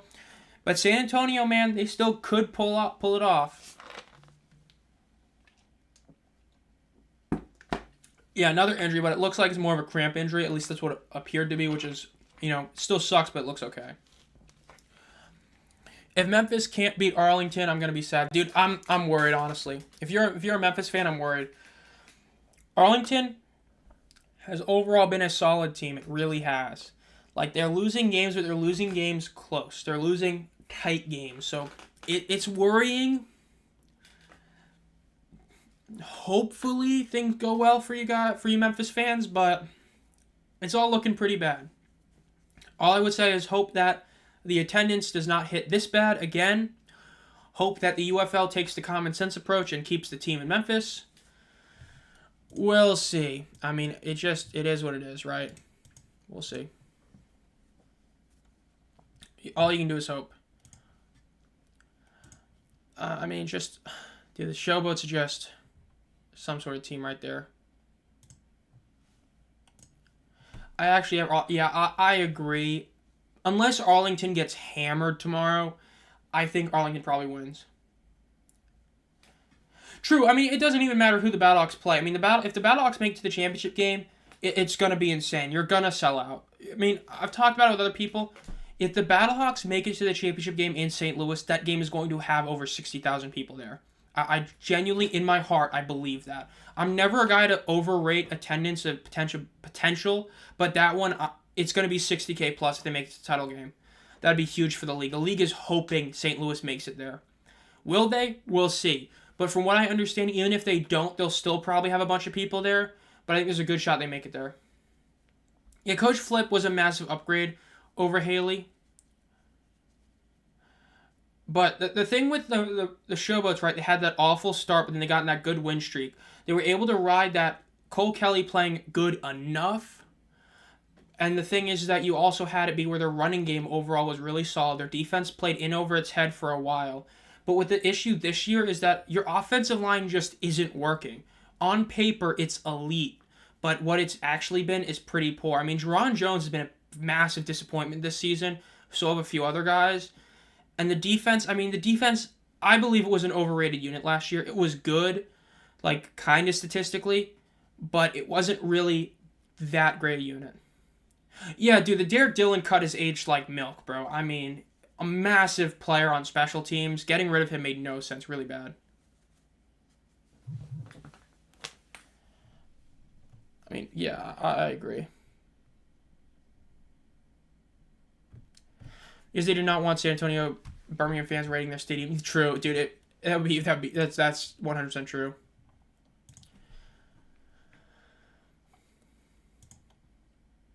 Three, dude. Memphis Showboats are putting a 3 on the board, dude. That's like that, that Chris Paul meme. A huge 3 to cut the lead. Marcus Ball with the catch. That's huge. With that happening, I just saw the Pat Ruffalo tweet. They dressed 11 eligible receivers. 10 different receivers had gotten a reception. With oh, never mind. I take that back. Marcus Ball already had one. Never mind. Scratch that. That was not true. I just saw it. But yeah, 10 of the 11 receivers have gotten a reception today for the Stallions. That's crazy.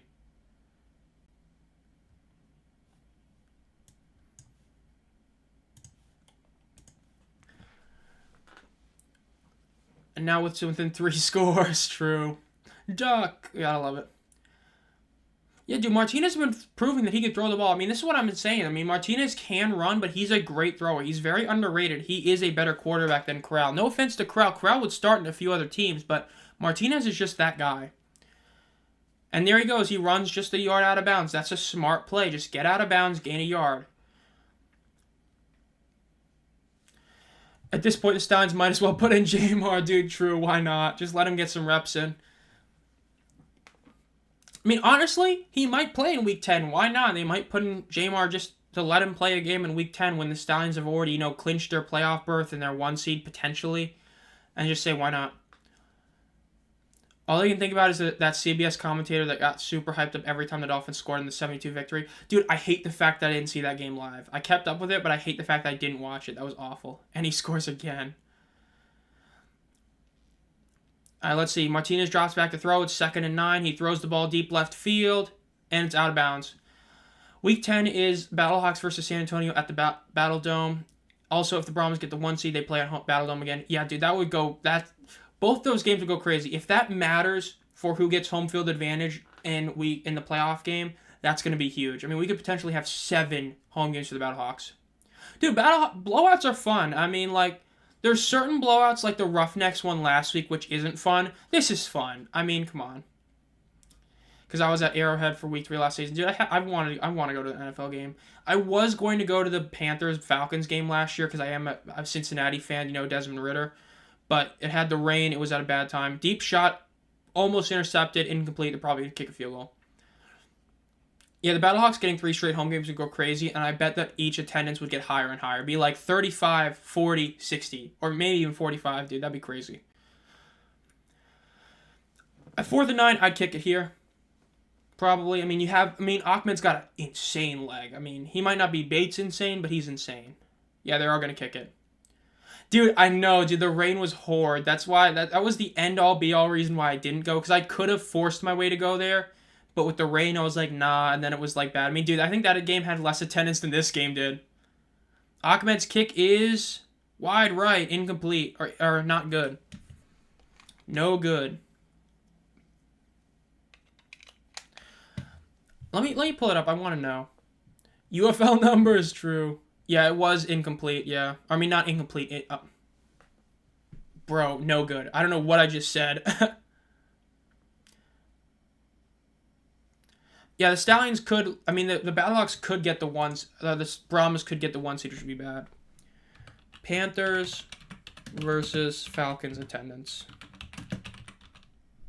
Yeah, let's see how bad that one was. No, not that game. That game was good. Okay, earbud, you gonna connect to the thing?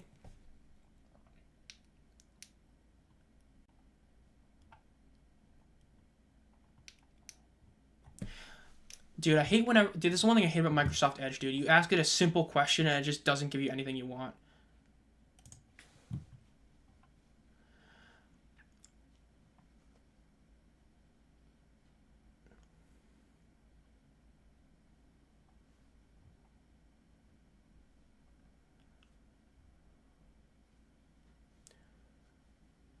Yeah, I don't think they announced the actual attendance, but it was something really bad. It was bad, that Panthers Falcons game. I can't remember what the official attendance was, and I couldn't find it, but it was bad. Yeah, Ahmed has been really solid. I think that's for the season of the whole league or the whole Stallions team, isn't it? The Battlehawks could lose. Yeah, Battlehawks still have a chance to get at it though. Coach Flip is about to have a 500 record after coaching a 7-3 team last year. True, that does hurt. That's bad.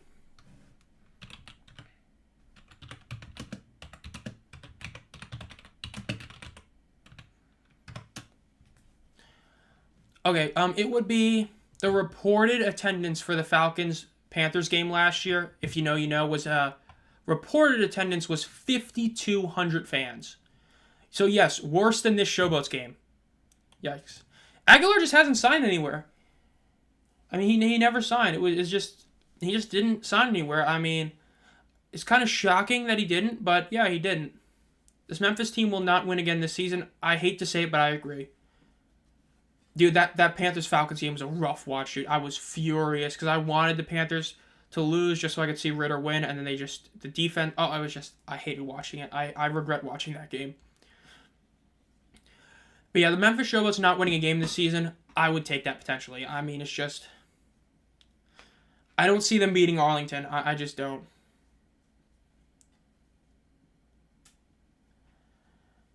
Memphis beat the Panthers in attendance. Dude, they beat an NFL team in attendance, dude. That shows how good a market Memphis is, right? You know, context doesn't matter. Just take the numbers, right?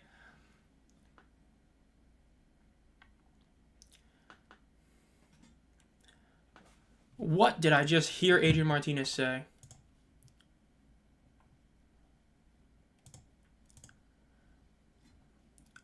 Let's see. I forgot. You know, I'm gonna be honest. I'm proud of ABC. I've not heard them talk about the over that much. Yes, sir. The Real Madrid is La Liga champions 23-24. Love to see it. Yeah, I'm proud of ESPN. They didn't talk about the over-under like at all today. That's really solid. Now, I do want to know if I was correct, because I think I might be 3 for 3 on this game, which is my first perfect game in a while. Intercepted. Not even shocked. Stallions get the ball back. That is hilarious.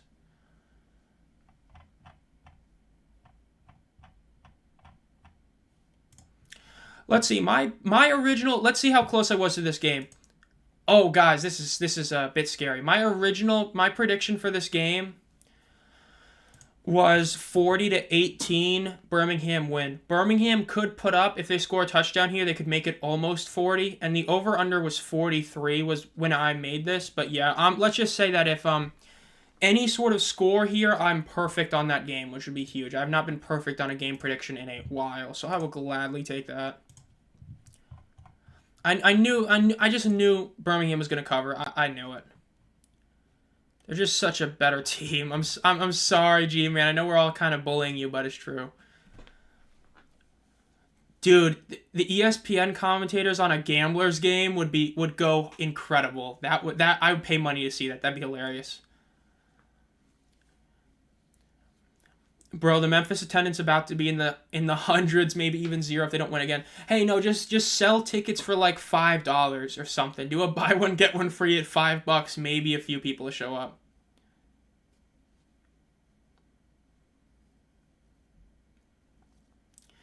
Yeah, I mean, Memphis didn't really have good attendance last year. I think they finished 5-5 last year, but they still didn't really have. They had like a great first game, and that was it. Let's see. Martinez drops back, throws the ball to the left. Maribel gets about a couple yards. Dude, 11 takeaways for the Stallions defense is crazy, but I'm not even shocked at all. I mean, 31-12. I mean, if you're a Showboats fan, like, dude, it sucks. Dude, imagine being a Showboats fan. You're hearing people talk about relocating the team. You're hearing about how bad the attendance is. You're hearing about how bad they're playing. You're seeing how awful they look, and nothing works, dude. Like, G-Man, dude, I feel sorry for you and other Showboats fans. At least other guys have another team, but, dude, if you're just a Showboats fan, it is rough. Yeah, the Breakers were 7-3, but I believe the Breakers were 7-3, but the Showboats were 5-5 last year. Another near interception, this time from Martinez, but there is a flag. Let's see what it is. Spot foul. Sounds like it's on the defense. True, being a Chiefs fan does give you a benefit. Spot foul, defense. Yep, the Stallions are going to score. Hey, you know what, Chiefs? Hey, as a Chiefs fan, you got to be hoping that the Stallions don't win the championship this year, because even though, it's The UFL, it's still technically a pro football league. If they do it, they win the three-peat. Chiefs aren't going to be the first one in a while, but yeah. Dude, the attendance numbers were worse than any game from the Vipers last year. That's how bad today's numbers were. They were worse than any game that they had last year. First down and 10. Martinez throws the ball quick to the left. It's about a 7-yard gain. Martinez MVP frontrunner. I know everybody's saying it's A.J. McCarron. It's just, to me, it's always hard to give it to a quarterback on the team that has, like, this loaded receiving core. If the Renegades were any better, I'd say it's Perez, but they're just, you can't give it to a dude who's 0-5. But, I don't know. It's probably Martinez or McCarron. If you want to argue when they play, Martinez has been the best quarterback whenever he started, but McCarron has played every game, every week. It's close between the two of them. It really is. I mean, if the Panthers make the playoffs as the 2 seed and West continues, maybe, but I don't know. It's probably between McCarron and Martinez as of right now. Having an absolute party as this is the closest game we've had against Birmingham, bro. Oh, no. We hate seeing that. I mean, yeah, that last game, I mean, didn't you guys get pwned in that one too? Let's see. Season schedule. I believe it was Week 10. Yeah, the Week 10 game. No, I mean, last year in Week 10, you kept it 27-20 at least. I mean, granted, it didn't really matter, but still.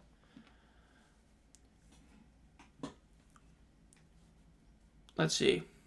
Birmingham runs up in the middle. I mean, yep, Martinez gets about 5 yards. It's going to be 2nd and 3 at the 10. Yeah, I mean, you had at least that one game last year that was close. And I mean, hey, this one isn't going to be this close in about, like, 2 minutes when Martinez runs it for a touchdown or throws it for a touchdown. Yeah, I agree. Keep all 8 teams. If Memphis does this bad again next year, I'll bite, relocate them. But give them another year. Give them some marketing. Give them a better team, hopefully. That's what I think. Give them another year. Don't just move the team because they had one bad year. And Martinez throws a quick out to the right, and it is a first down, and it is maybe a touchdown. Might be a diving touchdown. Diving touchdown. Birmingham up 37-12. Oh, my God.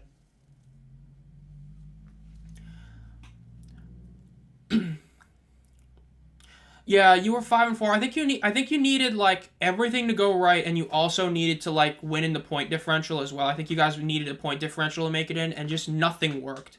Everybody who needed to win didn't win. Your team didn't score enough. It was just bad. Well, yeah, this makes it official. I will gladly take it. My game picks are looking in the green again. That is 3 for 3. That is, I think, my 3rd perfect game, and first in a while, so I'll take it. I was debating on taking the Showboats points. I was like, nah, they're not. Dude, I love it. Dude, see, people love blowouts, dude. The stream is having its highest concurrent viewers when it's a blowout. Dude, it's hilarious, dude. This is what we love to see. Now, it does suck because now the Stallions are getting closer and closer to clinching that 1 seed. But yes, the Stallions are all but clinched a playoff spot with this win.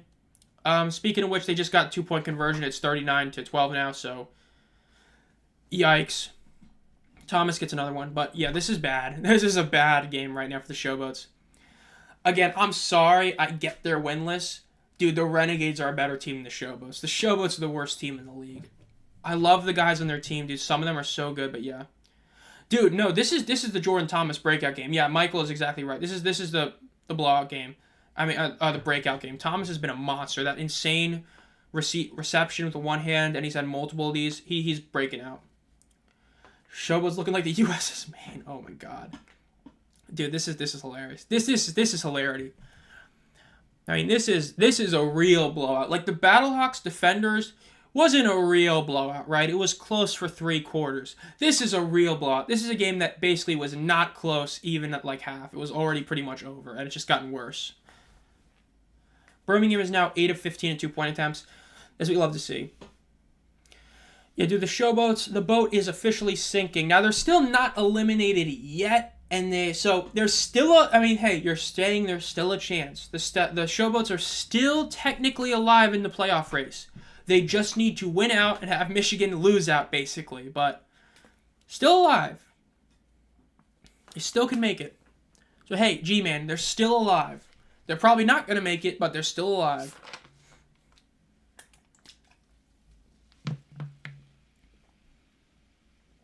first quarterback all season to throw for 4 touchdowns in a game, Adrian Martinez. Oh my God.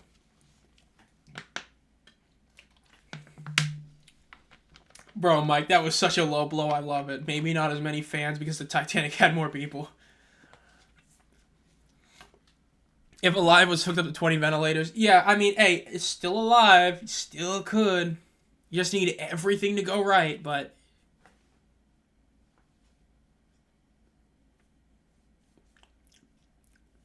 Talking about Cole Schneider's fit, bro. Honestly, I agree, Kayvon. Like, Barlow, I was really high on Reggie Barlow. He's been a massive disappointment this season. But, dude, Coach Flip, I mean... At some point, you have to make a bold decision. Go out and get some offensive linemen. There are great players out there. The fact that you never made an effort to really upgrade your offensive line during the season is a really bad statement. I do agree. DeFilippo has been a disappointment. I do agree with that, Kayvon. I don't think he's as bad in terms of disappointing as Barlow, but he definitely is a disappointment. Does Martinez get NFL QB looks? I mean, he already was a guy that people expected would get an NFL shot at some point based on what he did in college, and he's looking incredible this year. I mean, you got to think about it like this. Corral was a third-round pick. A third-round pick. Martinez has clearly outplayed him this season. That says a lot. The Stallions brought the RPG and sank the sinking boat, true. Plus 93 is insane. Barlow ticks me off, always seems unprepared. Yeah, this season, I mean, he's been calling a lot of timeouts that are really stupid. He's been challenging stuff for no reason. It's just not great. Before this season, I think I had him at 4 or 5. I don't remember who I had at 4 or 5. It was him and Wade were close but at this point, 8 is clearly CJ. Curtis Johnson is clearly the worst coach in the league. Who would be the second worst? I don't know. He's probably 6 or 7. Let me think. CJ's the worst.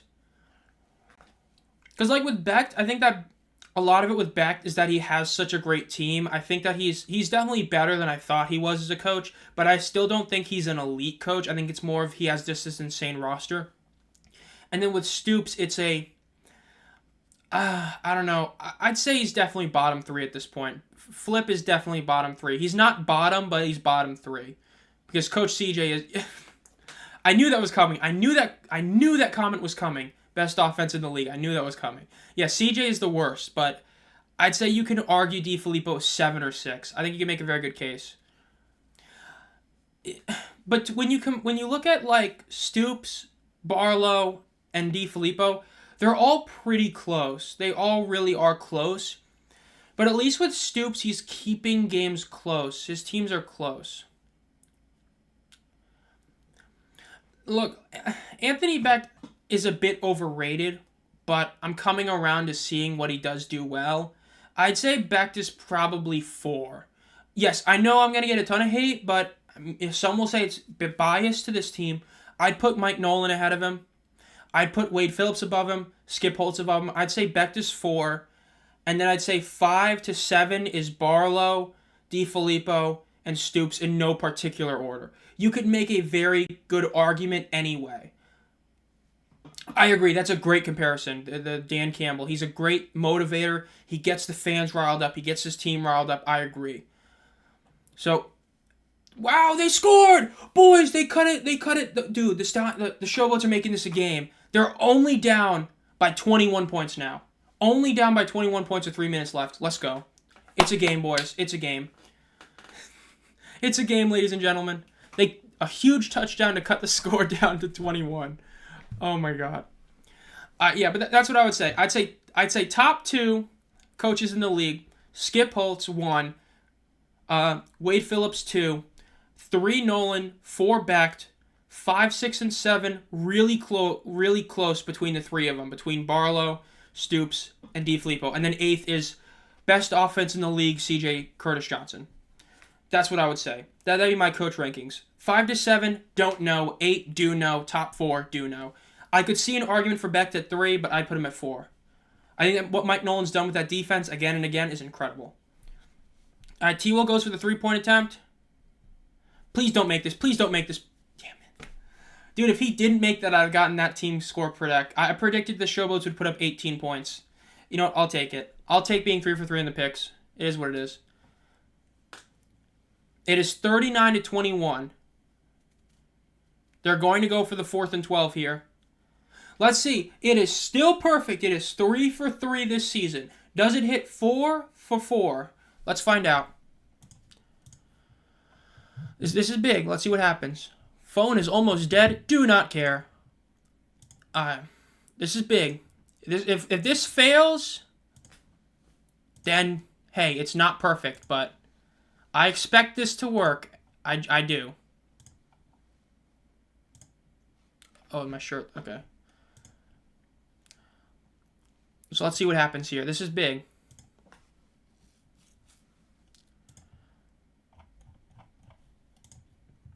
Fourth and 12. This is big. Do not... So, no. Oh, that was the first successful three-pointer of the season. You're right. I didn't realize that. If they come back, I will actually spike my phone in rage. Bro, if they actually pull this off, they'd be mad. Uh-oh. Uh-oh. Uh-oh. Please tell me this is my monitor going off. Is everything good? Is everything good? Is everything good? I don't know. That was scary. Is everything working right? Was there any sort of breakage? Is everything good? That was bad. That was scary. Hopefully it's good. All right. Memphis is going for the 4th and 12. They throw the ball deep in the middle of the field. Incomplete. The first fail of the season. Okay, good, good, good. Yeah, my monitor just, like, died for a second, apparently. Oh, something's going on. I guess not good. Okay, yeah, there was a... first failed attempt of the season.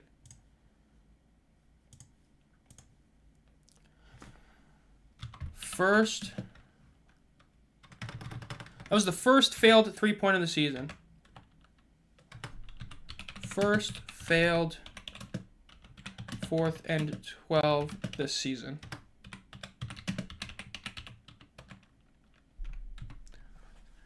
I misspelled first, bro. My spelling is not on check today. This is not good, bro.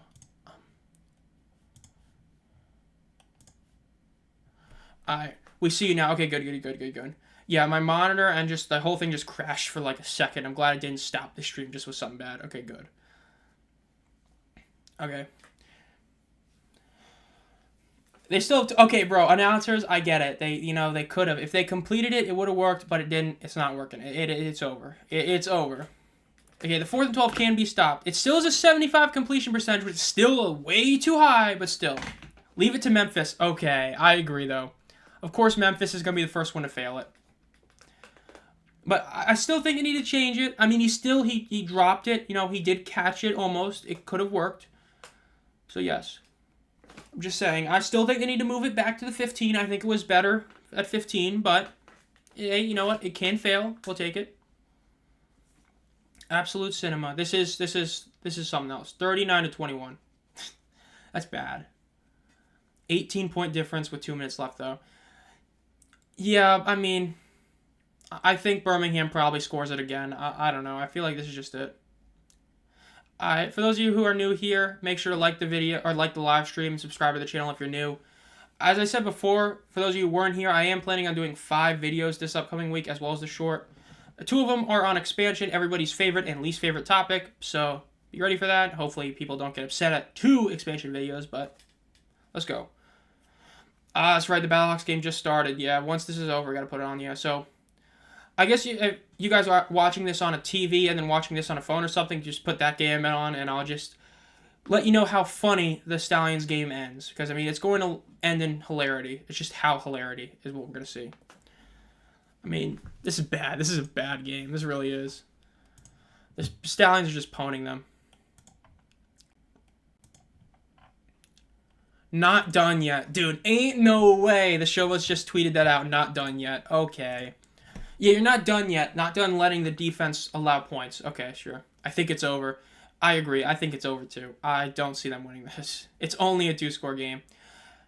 It's true. It is true. It is still technically a 2-score game. Yeah. I don't know. I should have pointed out the Boogie picture when somebody talked about Boogie. That would have been funny. I know they were talking about, them. Yeah, okay. Nothing wrong with expansion videos, to be honest.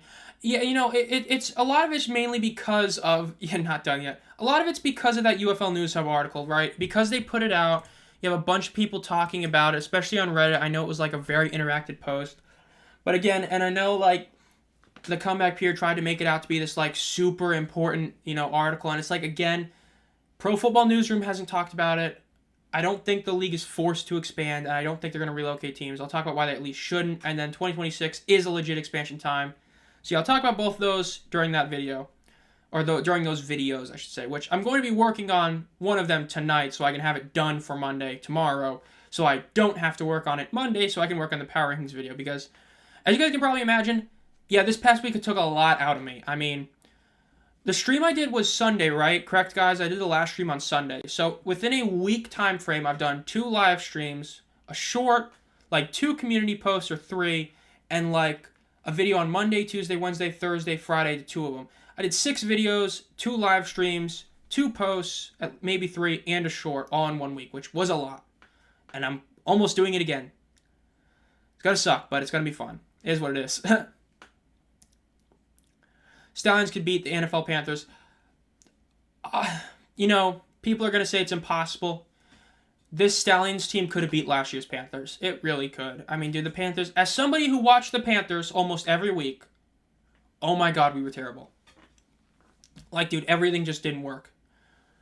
The Stallions could have beaten the Panthers, legitimately. If you played them 10 times, the Stallions would win a couple of them. They would. Panthers were just so bad. Panthers versus Panthers. Yeah, see, that'd be a great matchup. Even then, I think that the Carolina Panthers might lose a game or 2. I mean, the Panthers defense, the Michigan Panthers defense is so good. Let me put it this way. This is the best way to put it, right? The second half Panthers, when their entire defense got banged up, that team would lose to the Stallions and maybe the Michigan Panthers. Because at the end, like, Shaq was hurt. I think Chin was hurt, banged up. There's a lot of injuries, so yeah. Seattle waiting for our time to return, Dragons. New Orleans, son of the Stallions Breakers. I accept Skip Bolts as my father, bruh. No, G-Man, no. He owns DiFilippo. True. I mean, hey, both can be true. Or all 3 can be true in a sense. Birmingham Stallions versus Carolina Panthers. That's a once-in-a-lifetime match right there. The Stallions would have pwned them. The Stallions against the Shaq Thompson-less Carolina Panthers, it'd be it. Oh, the TV ratings might be underperforming. Hey, there really aren't any sports on, like major sports. You've got the game tomorrow, the basketball game, and that's basically it. So the ratings shouldn't be that bad. I mean, people watch the Stallions. The Stallions are a massive market. Stallions fans are still watching this, laughing their asses off. So yeah, 3rd and 5, first down, it's over. It's all over. They're at the 10-yard line. Birmingham might score another touchdown just to put their foot down and just say, nah, it's over.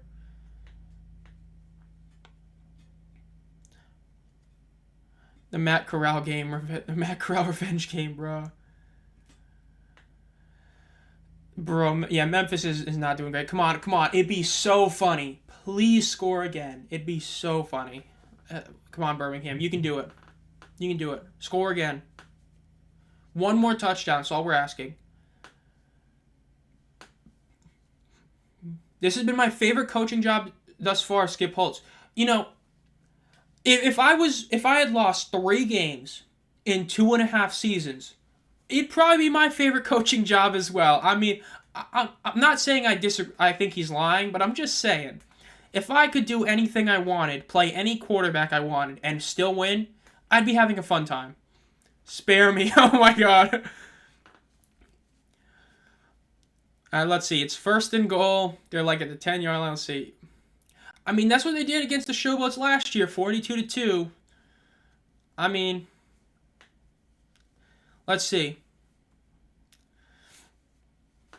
39-21. Let's see if they can pull off another TD, make this a 3-score game to end it. I think everybody's going to agree now that the Showboats are the worst team in the league. It is what it is. Yeah, I've seen a few people even. I'm assuming they're going to go put on the Battlehawks game, which that might be a blowout too, but we'll see. I don't think it will, but it might. They're about to complete the over. If they score true, they're going to score themselves. That'd be hilarious.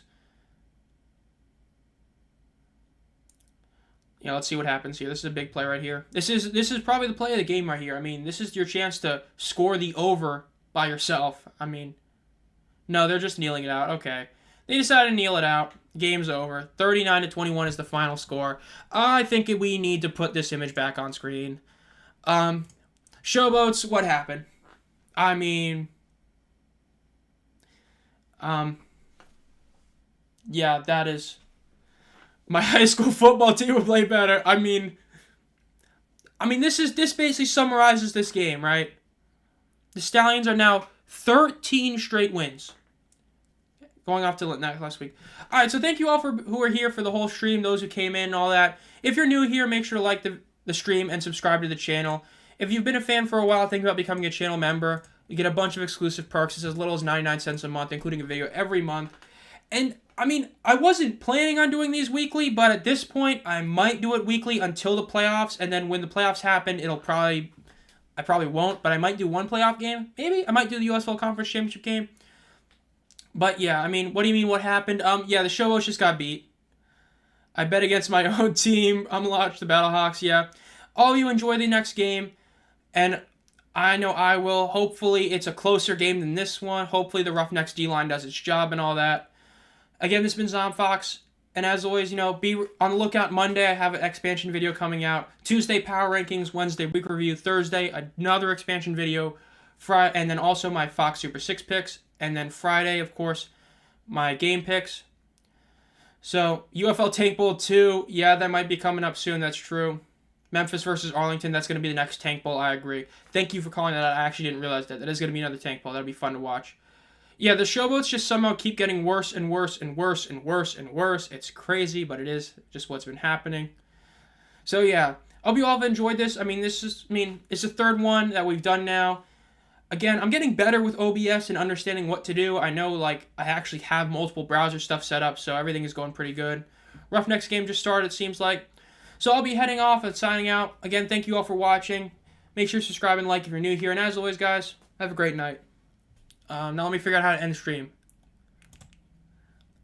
See you guys.